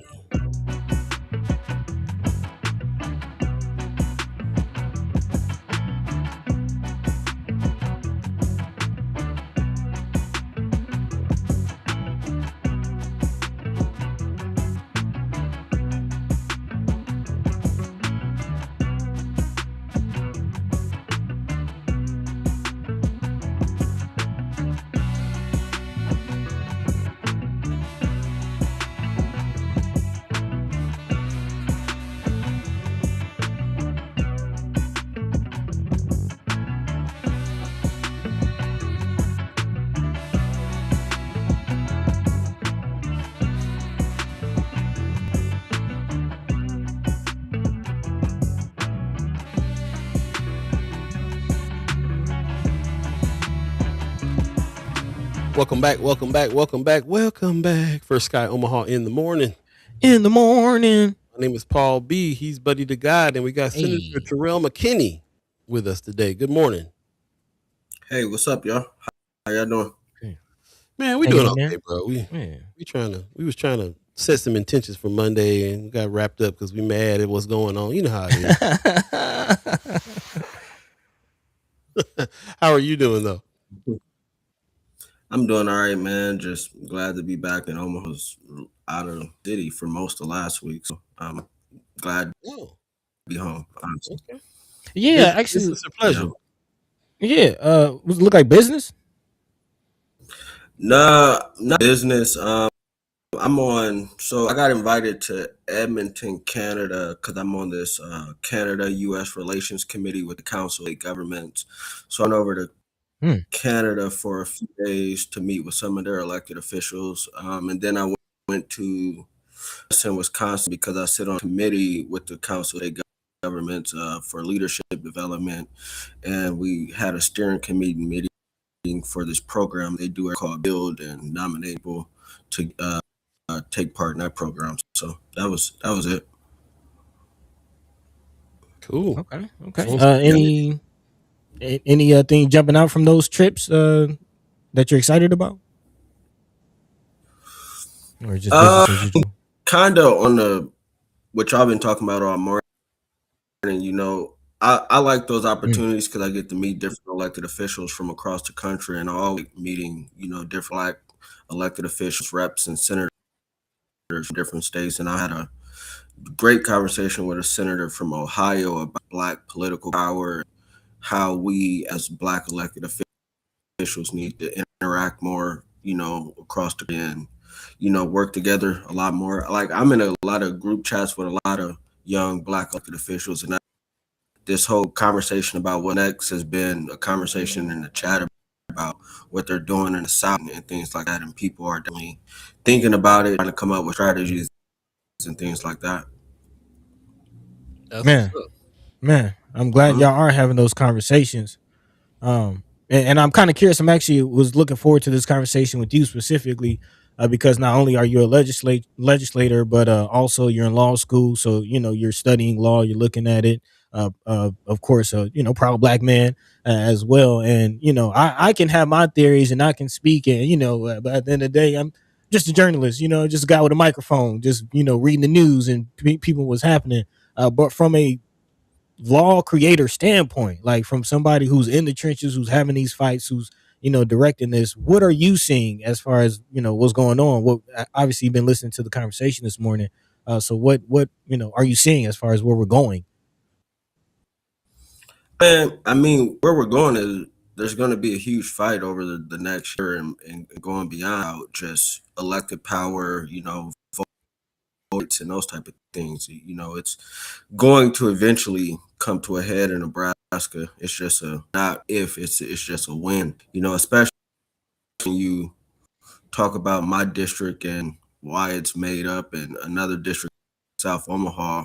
We're pretty at the center of that attention because of the makeup of my district specifically, and I forget which district in South Omaha, especially with Black voters, minority voters in this area. So it's going to be a conversation. I think it sounds simple, like what's next. I mean, number one, what was it last week was election voting, making sure we get the right people in the right places so we can have those fights, because it's going to happen at all levels, and we just got to make sure we got people who are willing to stand in the trenches with us. That's the biggest thing, is making sure these people who say they are allies or down with us is actually down with us, because it shows who's with us and who's not with us.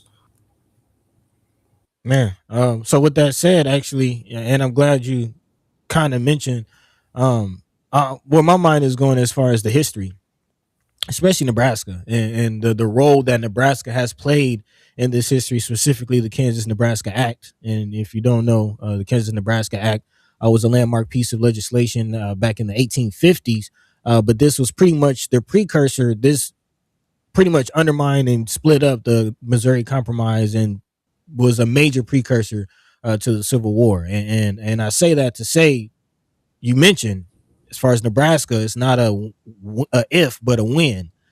And now that we are past the primaries and the midterm elections, some of the races are now shaping up down to the last two. You just said, we need people. How is that looking? How are you, how are you feeling now that we're past the primary about what we're, the direction we're going in Nebraska? I mean, I'm glad the primary, it was toxic. It was super fake. It's about to be more fake. People said stuff about each other for months and gonna act like it's all kumbaya. It's super fake. I don't like it, to be honest with y'all. I mean, now is the time where our community and people start asking these people the person to answer them. I mean, I think people, because of the primary system and how these forms and things are set up, they could skate by without answering real questions. And now I think, I don't care if it's just you, somebody else on the ballot, you still need to be held accountable and answer specific questions. And I think that goes for everybody that's on the ballot, not just one person or two people. I think our community as a whole, we need to, I don't know, you could say sit in the room, but people that toxic too, because somebody get left out. It's a whole issue. But I would just say, as much as possible, community, as media, as me elected official, and there's whoever call themselves leaders in our community, we need to have some real for these people and see where they stand. Because too many times I've seen when the rubber hit the road, it ain't with black people. And I'm just going to be completely honest with y'all. Or people who are oppressed. Honestly, it's not a lot of people. So that's where we're now. But what is it? May, the general is in November. So I mean, we got some people on record to answer some questions. I think that's what needs to happen. And it's not specific to one election or one race. I think it should be specific to all. Because there ain't a lot of black people on the ballot outside of Kayla Danner. Justin won, so he won't be on the ballot. Trying to think, might be somebody, but maybe I'm wrong. I mean, it's a school board races. We should be asking questions about that. I think the State Board of Education is another race. I'm trying to think, but everybody should be at, even if they black, honestly, because I all smoking and kin folks sometimes. So man, everybody should be asked. I'm gonna just leave it there. Yeah, man, for sure. Go ahead, buddy. Go ahead, Paul. No, go ahead. I was just thinking. So beyond political power that we kind of have been talking about for a while now, where do you see that needs to happen next? Beyond political power, and I've seen a lot of conversations about this, about integration, the conversation about what Martin Luther King say about entering our people into a burning house. Just that conversation, I think it's up a lot. We need to work together. We need to collaborate more. And I think more than ever, we really need to hone in on our power and how we utilize our economic dollar, our power and those type of things. I think that's the way forward. It's not to say still don't work with other people from other communities, but I think the whole, we see other groups that collaborate better than we do, especially in North Omaha. I was talking about Cinco de Mayo and how things are in South Omaha versus things in North Omaha, and I think that change to happen. It's not maybe we should, but we really don't have to. Yes, we do, and we knew, and we're already behind the 8 ball, and we need to figure it out type of thing. That is essential to the sustainability of our community. The economic situation in this country, I think, is only going to get worse because we have a federal government that's more concerned about stores than feed people. So, and Literally. that's only going and that's only going to trickle down to the states and to the people and to the city counties. It's going to affect all these races. That's why I say everybody should be asked a question, because it's going to end up hitting us. And our community is just us coming together and sticking together. And I was listening to a podcast last night, and it was a question this guy asked. He was like, we have to get to a point where we ask for me to make my point, or is it better for me to work with my brother?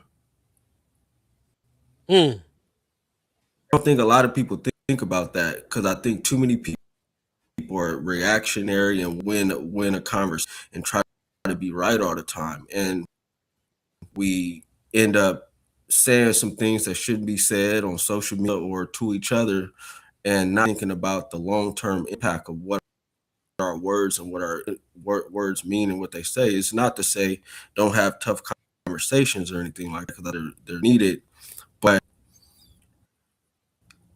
we only got so many brothers and sisters, and if they're not doing what they're supposed to, hold them accountable and tell them that they need to be better. But it's how you say it sometimes too, and sometimes you got to be real with them, be super direct, and sometimes you don't need to. I think situation calls for a different reaction. But I thought that question meant like it was like, okay, is it better for me to show my ego and show that I'm the smartest person, or not the smartest person, but I'm right? Or is it better for me to, still get my point across, but still ensure that me and Buddy could still have a conversation? Because if we're saying we're working for the betterment of our community, it don't make sense that we both supposed to be in leadership positions, but we can't sit at the table with each other. Because at the end of the day, I'm elected senator or you elected on city council, regardless of how I feel about you personally, we working for the same community, and we got to figure this out. At least do because other communities disagree as far as business and things like that, and maybe with each other. But when it comes to actually working for, man, you don't see that all the time. Although they do fight behind the scenes, because they definitely do, but it's rare you see it because they stay on brand. Bro, you said so much right there. That's definitely something that feels like the philosophy of what we try to do here is exactly what you're talking about there. Can't be, this is the reason why we get on, and sometimes we're not experts on stuff. We're learning as we go too, because it ain't never gonna be about whether or not we got to be right about something. We're only here to bring this thing together and bring folks together. I got two questions for you along those lines. Have you seen anybody else in some of the leadership that you talk to that you get on calls with in their areas, where they see people that are successfully collaborating together and getting to that point where we need to get number one, and I'll come to number two in a minute. But have you talked to anybody where you see any solutions? I mean, I ain't talked to Justin and maybe to Justin Pierce. They doing in Memphis, but it's just about organization. The organizations that they got there that we supposed to have here are at our organizations that are counterparts to those aren't as active. They're not community doing the things that those organizations are doing. And I think that's the biggest difference. It's not just on elected officials to move the needle. Those historical civil rights organizations or organizations that are supposed to be people around voting rights, what's going on in the legislature, what's going on in the city council, they're not activated like they should be. And that's a huge problem. And why we feel so reactionary in the city of Omaha is because it can't just be elected officials trying to do everything. It has to be everybody, anybody that says they doing what should be doing it. And I think the sad part is the people, if you get on the ground and you talk to people in the city of Omaha, not people who are in these rooms, but people on the ground, they'll say they don't feel like they're being engaged with in a significant way. And it shows with the voter turnouts and those type things, or when an issue come up, it's the same 5-10 people, or people just stuck on Facebook and make posts. But when you go to these rooms and these meetings, you ain't seeing a mass population of our people in the room. I would love to get 5,000 people to show up somewhere that's fighting, that's from our community, that's ready to stand for our issues. But I think that's wishing at this current point because of the lack of organization. Like Malcolm said, we're outnumbered. Yeah, definitely. Not outnumbered.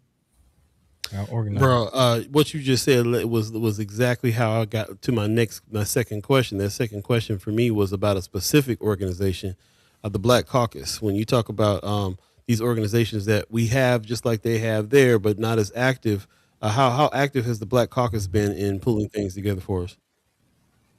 I mean, I think they try, but the honest truth is that it's the Democratic Black Caucus. It's not a Black Caucus that's independent of political parties. And there's a difference, I think they only could do so much because of working within that system. When you talk about Black Caucus, I think Senator Spivey is doing what Black in Action Black in Action, because it's independent of the party system. And I think if we're going to be truthful, the advancement of Black people in America cannot be dependent on a party system. No matter the party, I think we have to depend on ourselves. And I think you could leverage and work within and see who going to be doing, do some things for our people. But when it comes to the ultimate organization and the planning, it has to be outside the party system. Oh man, I'm glad you said that. That clears some things up for me for sure. You're absolutely right. I was thinking something different about the Black Caucus, but you're right. It's the Democratic Black Caucus. They're working within that realm, and this is the reason why I went ahead and put that Black in Action in the chat so you can see for yourself. Dig into Senator Spivey's organization here that she put together, because of that. Needs to be something that can bring together all folks, which is kind of the point as well. So that answers my question. I really appreciate you breaking that down, man. That's some things for me to dig into for real, man. Which is kind of interesting. Kind of talked about this point last week, as far as a post that I shared on Friends of about the distinction. Although we do know that a lot of what's going on in the voting rights realm is majority racially motivated. The law per se doesn't explicitly say Black vote. You know what I mean? So if we kind of take a step back from how tied in we are to the party politics, that can kind of shift our strategy, shift our focus, and shift, how we view this moment. Man, that's heavy. Yeah. And to that point, actually, Tony Johnson is asking you, speaking of the Democratic Party specifically and the Democratic Black Caucus, saying, are you actively involved? Or actually, he's asking this to Marlon, but this is a question I do want to ask you. What do you see on your end in regards to some of the issues you mentioned earlier? Is the party mobilizing around these issues as far as the Democratic Party? I mean, I think people are trying. Because I won't say it's not happening. Mike Lee, who he's the Democratic Black Caucus chair. I know they're trying to do some stuff, get our people more mobilized, or get and engaged with the community. But it can't, like, going back to it. It can't depend on a party to move the needle for our people. We got organizations in our community supposed to be doing this work. Who's supposed to be poking at those parties to say what you are doing or not doing for our people. That's the issue, is the entities that are supposed to be pushing, poking the bear and moving things ain't doing it, if we're gonna be truthful. Like that's the problem. And that also does bring me to a couple of other organizations I want to ask you about, as far as the Urban League and the NAACP. And I know the Urban League's office is in your district. Have you talked to them? Have you heard anything from those organizations? they want to meet with me something because they got some different Okay. leadership. What was it, like a year or two ago? I made a post. We have civil rights organizations, whatever, Urban League, NAACP, whoever else in the community, and they engage like they should be, and wanted to meet with me, and we had a long conversation about it. They kind of probably felt offended or whatever, but I was just speaking what I see and what I am getting back from the community. I think it has to be more than holding parades. It has to be direct engagement and direct outreach, to get people. And if they feel like people aren't engaging with those entities, I think it's on those entities to meet those people where they're at. So people feel like they are spots and places where they can go to engage. I mean, that's kind of where I'm at with it. I don't think because this is where I'm at. I feel like I haven't been given a pass for anything since I've been in office. I probably, just being real, I've been yelled at about stuff that I can't even do, not even in my purview, or Right. just things that people are spreading misinformation about and things like that. So I'm not biting my tongue. I got 2 years left. I'm not biting my tongue on what it is and what's not happening, because I think that would be a disservice to our community and to our people. Things will improve, just being honest. And people might feel some type of way after this and say, Senator McKinney, let's talk. I'm willing to do it because I'm willing to work for our people. Not a personal shot. We got to get our stuff together, because if you think what's going on in the South, you crazy. And It's already here. It's already here, honest. So we need to figure this out, because I be in a reactionary position where we just, dang, this happened. Let's try to do this. Let's try to do that. Let's start meeting. Let's spawn. We should have a plan. Right. Like it's, a triage. Let's plan, go march. Gotta be proactive, not reactive. Right. And that's why I brought up the Kansas Nebraska Act, because you think you're in the North or wherever you might think you at, take your hop, skip, and a jump over to Missouri and see what the vibe is. Well, people don't. I mean, you really don't even go to Missouri. Go ahead. Well, people don't even understand a state of slavery. Mm-hmm. It could. I mean, they didn't let them in slavery. It took some time for them to say, okay, we don't want to have slaves in Nebraska. But if you really do some deep dive and research, there was slaves held in Nebraska. Yeah, I mean that is what led to the creation of Nebraska. It's not just a blip in the history a blip in the history of Nebraska. Again, slavery and the decision on whether or not to maintain and uphold slavery, even after again it had been debated widely, is what led to the creation of Nebraska and Kansas. Yeah, it's in the history. Definitely take a look. Definitely dig in on this. It's a pretty interesting read, really, when you think about how this was formed. But to your point, it is here now. It definitely is here now. I feel like they decided that there wouldn't be slavery here, and then they started building prisons. So to this day, there's slavery here. We talk about this all the time.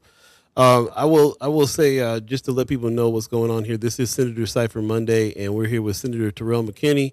It's about 8:50 right now, if you believe in the concept of time. We appreciate him appreciate you coming through and talking about some of these things that are going down. The spirit in which you talk about that we have these organizations here that are supposed to be doing some more, and the difference that you're seeing, we're all about solutions journalism, and in solutions journalism, you go somewhere else and find out what they're doing that may be able to work here. You're saying that they got the same organizations in other places that are doing more. We need to have our organizations here. We talked about a few of what those organizations are, and you're doing it in the spirit of it's not personal. Let's figure out how we can help. So we want to match that spirit and say, so can we get involved? Go ahead. Mm-hmm. Yeah, but I will say another part of that conversation, one of the conversations I was listening to yesterday, and I point, don't feel like they doing what they supposed to, then we need to create parallel organizations, just move them out the way. Honestly, if you can't change it, if they don't want to change, or they don't feel like what they're doing isn't an issue, or they're doing enough and people feel different, I think it's on the people as well, and us or community, to say, okay, we're gonna create something different, and y'all could get on board or not, but we're gonna move forward without y'all. So this is exactly what question I was getting to. Is it because we around here always are seeing parallel organizations and things pop up all the time, because people are like, people are like, well, this ain't working the way I want it to work, so I'm gonna make my own. And then we got duplicate efforts all the time. And so we decided that we kind of want to start with, can we join those organizations and move the needle with them, since they're already doing it? And before I can even get to that question, you're like, what? Well, we might need to do something like this, where we jump gun, start something new, and back that if they're not going to move. So in your experience with them, you said you're just now kind of having conversations, but in your experience with them, is there any way that we can help them get to where they're trying to get? Or is it really a situation right now where we need to go ahead and break north and start something new? I think it might be possible. I think a lot of it has to do with the fact of just the generation gaps and generation divide. I think we need more people from our generation to be in those rooms, at those tables, to, and it's not to say like some of the people in the room don't care or don't try. I just think changes have happened since the 60s, the 70s, the 80s, and the 90s, and the early 2000s. For mobilizing people, type of things, is different. And you need people who understand new generations to be at the table, to say, you got to engage them differently. You can't use what you used in the 90s to try to vote. People ain't about to go vote because whether you right or wrong, if you say you like your ancestors, like, it's the fact. Just think we need a new rules of engagement. We need more diverse generations at the table, because I still think we need the elders, because they know what we don't know. They live more life than us, and I think they need to be at the table as well. But I think we need a new generation so we can more effectively engage our community.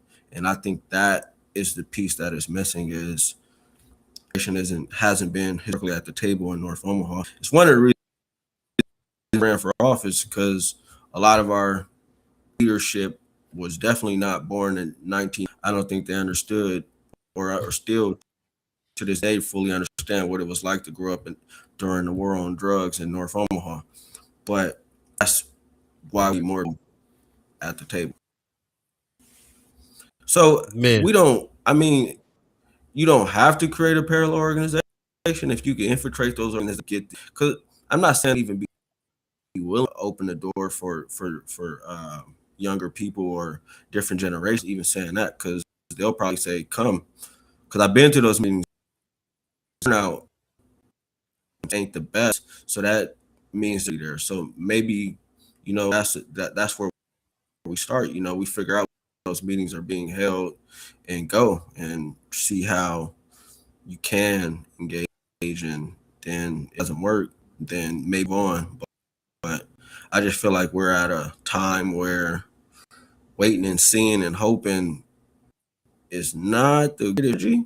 So I think we have to figure something out sooner than later.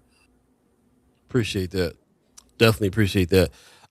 So one of the things that I'm thinking about too with that phenomenon is that there are new organizations, like you're talking about, the one that Senator Spivey is putting together, Black in Action Collective, which seems going to be probably sounds like it's going to reach out a little more broadly to the Black community than the parties will. I like the fact that I like Brother Mike Lee. He's the homie. I'd love to have him back on too and talk about what the Black Caucus is doing. He's a young person, I think, is in there trying to move the needle too. So I can see that. But I definitely hear what you're saying. I understand where you're coming from. I like the I like the thing that you said about how you've heard from other areas and other people that those same organizations that we have here are moving the needle because they're more active. So we can actually go study what they're doing and try to bring that back to what we got here that's already got an infrastructure that we might be able to move the needle there as well. But also don't be afraid to jump ship and start something new if it comes down to it. So it makes sense to me what you're saying. I appreciate you breaking that down. Yeah, big time, big time. And I guess we are getting short on time, just about 4 minutes left on this, and it is interesting because I do want to get back to, you mentioned 2 years. You have 2 years left in your term, and really all the things that we're talking about can really take a head in this 2 years because again, a lot of the feeling is these changes are leading the way to another Trump run in 28. So again, what are you anticipating some of the fights that we should, because again, a large part of this conversation is us being reactionary and not proactive. What are some of the things you're seeing coming down the pipe, some of the fights that you're anticipating, especially in Nebraska, as we see this country going towards the direction it is for 2028?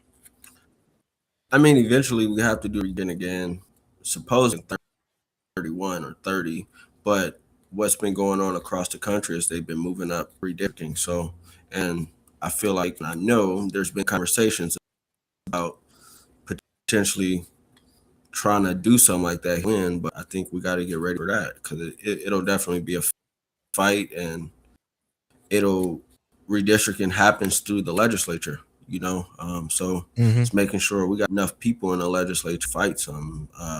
That's why I think last time I was on, I was like, 17 ain't enough. Y'all just saying keep Senator Kavanaugh and hope we get another vote.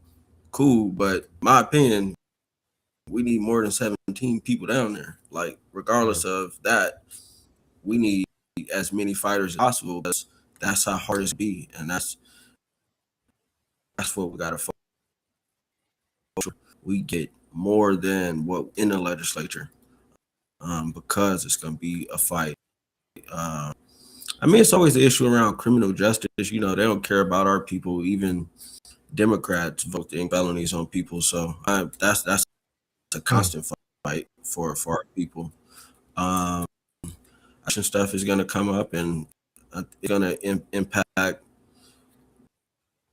immigrants from across the world, not just from Central America or Latin America.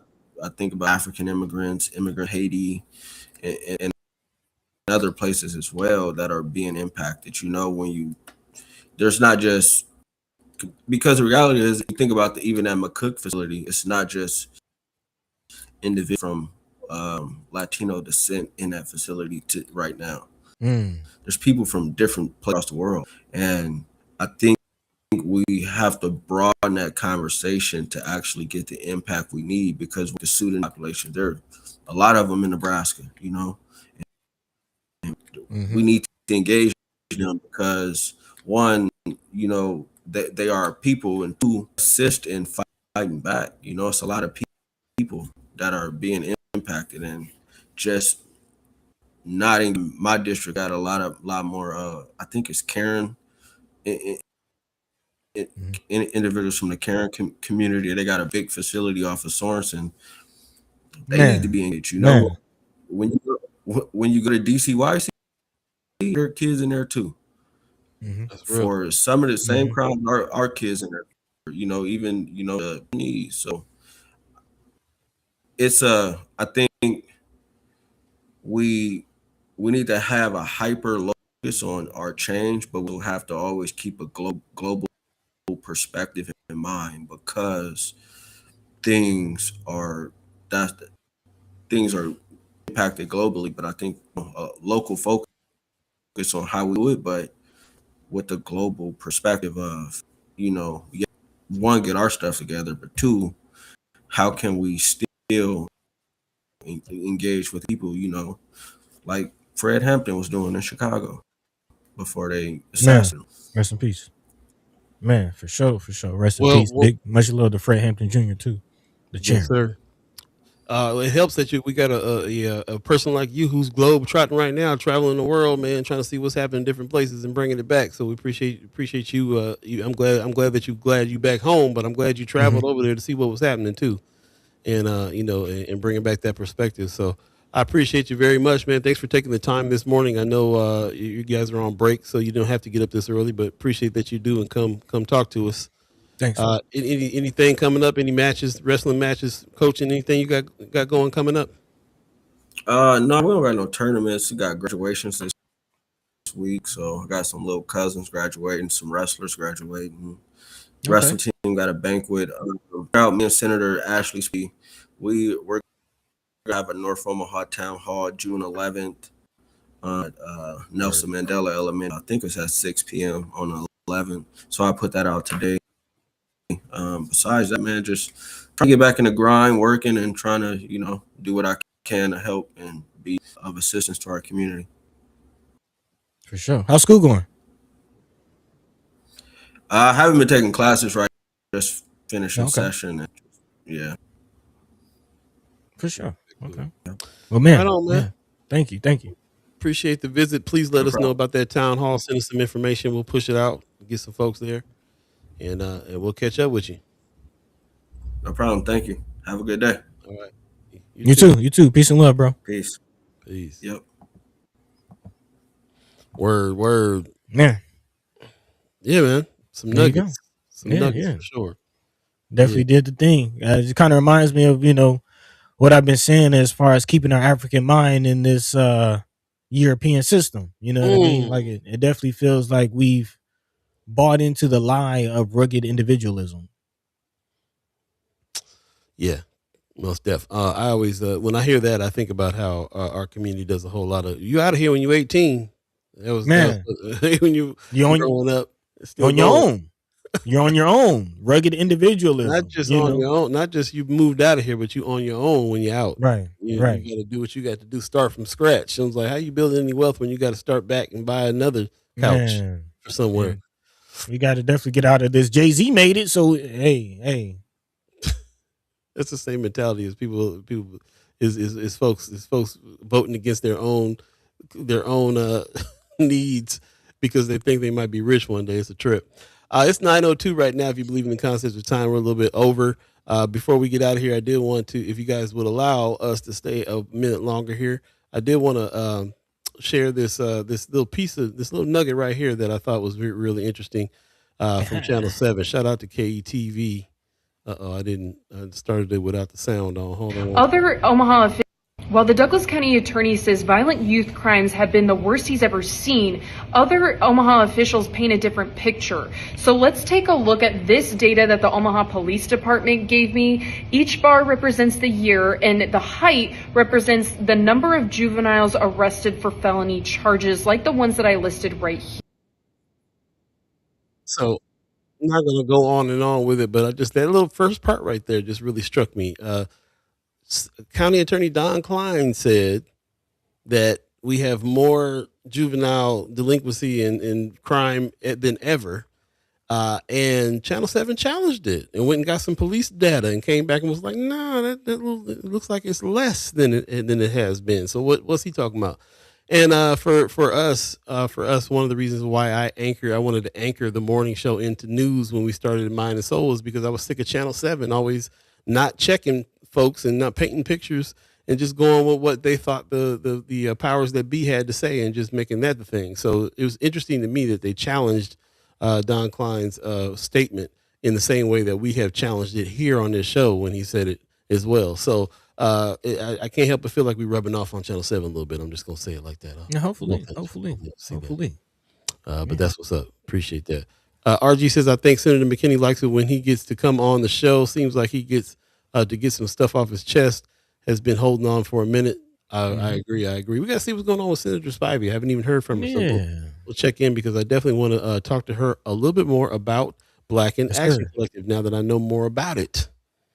Yes, we definitely have to check it out. So we will and check that out. Last thing I wanted to jump into too before I hand it over to you, buddy, is I want you guys to take a look at this. What's going on? Our resident child care provider here at First Sky Omaha, FAM, Miss Erica. She's being featured on this First Five Nebraska, and I'm going to try to find. I'm going to get you the link here so you can read this. But she basically said it's a posting of my testimony to Nebraska HHS committee requesting they speak up to Washington for the nation's children and child care programs that serve them. So here's the link. I'll put this link in the chat for you guys to go read this and check this out. And she says that here's a link if you're interested in learning about the child care food program and the disparity in reimbursement based upon factors child care programs have no control over. These disparities affect Nebraska children, the nation's children, in programs that sit on the edges of these guidelines. So definitely check this out with her. I appreciate it. She also just won an award for being a 2026 Child Care Provider of the Year. Shout out to Miss Erica Felt, the Play School House. That's what's happening. She also said that she's got some spots open this summer too. So reach out to Miss Erica Felt if you need your baby's watch this summer. Apparently she's doing some really good work over there and going beyond just taking care of the kids, but actually diving into some of the legislature and some of the issues and trying to move the needle for all the child care providers. So shout out to her news gang doing that work. Appreciate Miss Erica Felt big time. Content creator alum. Content creator alum. That's what's happening, man. Great class on last Saturday. Looking forward to May 23rd with this next class and seeing what they have to offer. The stories are being written, and man, it's really interesting when you find out some of the things that they're writing. Yeah, there's some folks that are right along with what we're talking about here on the daily, feeling the same pain and want to do something about it too. So we're going to help them get that out. It's going to be awesome. Can't wait. We got our brother Thomas Warren, who is the chief of staff to the mayor over there at the mayor's office. He'll be joining us on Wednesday. So get ready to speak to him for the first time. It'll be the first time we spoke to brother Warren. So I'm looking forward to it. I was actually kind of surprised when I was, when I talk to folks, I'm a little bit like, hey, yeah, I know it's early, but you want to come on the show? He's like, I would love to come on the show. Whoa, right on. I didn't even tell you what show we talking about. You know the show. All right. That's what's up. Appreciate that. That's all I got, buddy. You got some words for the people? You got anything you want to leave people with? Yeah, man. Just again, the overall theme thread, the thing I kind of want us all to walk away with is, taking agency of your life. Only you gonna save yourself, man. And we can do it together, though. That is also a point to take away, man. So roll up your sleeves. It's time for some action. Because it's not gonna stop here. It's not just gonna stop with the voting rights being changed. They're going for it. And as somebody said in the chat, they're getting close. So again, we got to activate, and we all we got, but it's enough. So I'm gonna keep pushing that line, and we're gonna keep doing this thing, man. Big shout out to Senator McKinney. Thanks for taking the time out of your morning to come speak with us. Definitely reaching out to Senator Ashley Spivey. Hopefully everything is all right on her end. Would definitely love to see her. I think we have like one or two more of these Senator Cyphers before the season is all said and done. Yep. Down to the end of it, man. So, yeah, we're winding down with this season, but of course we will continue the conversation. As always, make sure you follow us on Friends of First Guy Omaha on Facebook, where the conversation continues. Also, we're constantly making changes, updating, and trying to refine our website, but you can always check us out at firstguyomaha.com. Click the join button, become a member. Also, while you're there, make sure you check out our newsletter, The Weekly Wrap, coming out every Friday. Make sure you're subscribed to that to stay on top of all things going on. First Guy Omaha. In the meantime, between time, Paul B. Yo. Take it away, man. Gonna go ahead and get on up. RG says, yeah, I think that's part of KKK Klein's platform. Look at what's going on with the juveniles. This is why y'all need me back in the chair. Come on, man. Remember, we talking about election season. Shout out Michaela Danner. Let's talk about it. Pop says you always start the week off right. Great Monday show. See you on Wednesday. Appreciate you, Pops. Thank you. Yeah, appreciate that. I hope that we can set some intention and really get to taking care of each other. And look at that. Look at what we can do with the organizations that we have here already. Is we have to learn how to work together, whether we work within those organizations or not. So we might as well try working within the organizations. Let's get in there and start working on that part. Take some folks out to lunch. Figure out how to speak to each other without disrespecting each other. Figure out how to have a difference of opinion without calling each other names and getting into the weeds. It's really tough here in Nebraska because pretty much everybody's family, and that's a different energy. It's different energy sometimes. They say, why everybody take everything so personal here? Well, because this is probably your cousin. A lot of folks here. if you either family or you feel like family, and so things feel a little bit more personal than they do in other places. It's not a big city. It's not a big community. So, but all black communities in all cities have to deal with this same kind of issue here. We can handle it too. So again, our whole mission with this is to find some togetherness and to get to the point where we can have some ongoing discussion. If you have one talk with somebody and you call them out their name and call them a name and then walk away and say, I ain't messing with them no more, nothing gets done. Man. If you can practice an ongoing conversation with somebody who you disagree with, stuff gets done. Stuff gets done. This is the only way it can happen. People ask me all the time why I let certain people come on this show that I know that I don't get along with, that they don't get along with, and why we keep on letting them, giving them some time. If they got something productive to say and we're all after the same thing, which is the upliftment of the black community here in Omaha, Nebraska, I'm going to keep on biting my tongue and trying to keep on talking to them because we're both trying to get somewhere and we can do that. And it's just a practice for me to be able to speak to folks that I don't get along with all the time without me taking things too personal and running off and being like, I don't mess with them. Who all there? I ain't messing with them no more. That can't happen. That can't happen. There's been very few folks that I've had to block. I think 2 out of the whole 5 years. And they wasn't even part of the First Guy fam. They were just some trolls that came in here and tried to start some mess. So again, man, we got to try. This is also a practice in that. A practice. If you don't get nothing else from this show, get that part. At least it is one show that's out here that's got an example of how you try to get along with folks you don't get along with to get down to something else, to do something else. There's good qualities, bad qualities. Hold each other accountable, like Senator said. Hold each other accountable, yes, but do it in a way where you're not. Do it in a way where you remember you're going to have to deal with them tomorrow. You're going to have to deal with these same people Wednesday and Friday, and then Monday, and then Wednesday, and then Friday. So figure out how to do that. When I was living in Hawaii, you go to a bar one night and get in a fight with somebody, that dude is packing your groceries the next day. So you got to figure out how to squash it that night so you can get up the next day and live next to each other. This is too small of a community, and we have a similar, very small community here. So we got to cut all this personal ridiculousness, really, in order for us to get somewhere. We all we got, and it's enough, but only if we can get it together. That part. Now, don't hold me to all this because I might have to cut somebody out one day, and you'd be like, "Paul, you hypocrite." But I'm only human, and I'm trying to. That's all I'm gonna say about that. There you go. All right. So anyway, that's it. I appreciate you guys letting us go 13 minutes past the agreed upon time and hanging with us. We really appreciate you doing that. Thanks for all your comments, your questions. Shout out to Umaha Tribe Elders for allowing us to be on this land and speak while we're here. It's about time for us to check in with them again on some of the changes that they've made as well and just reconfirm that they like what we're doing. Also, shout out to our elders for allowing us to speak before you. We appreciate that very much. And shout out to you, the chat chimers, allowing us to speak with you. We don't always get along. We don't always agree, but we are continuing to have this conversation and continuing to come back and have it. And hopefully we can get closer to on the same page, at least about some things, at least about 1 or 2 things we can move the needle on. That's all we need. That's all we need. Appreciate you guys. Again, Thomas Warren, Chief of Staff of the Mayor's Office, will be here on Wednesday. So get ready for him. Get your questions ready. Can't wait to speak to him. It's been a long time coming. But it's going to be a great conversation. Until then, meantime, between time, check on your loved ones. Power might still be out. And keep your eye on this weather. And take care of yourselves for sure. Peace. By the way, Vanglorious. This is protected by the red, the black, and the green.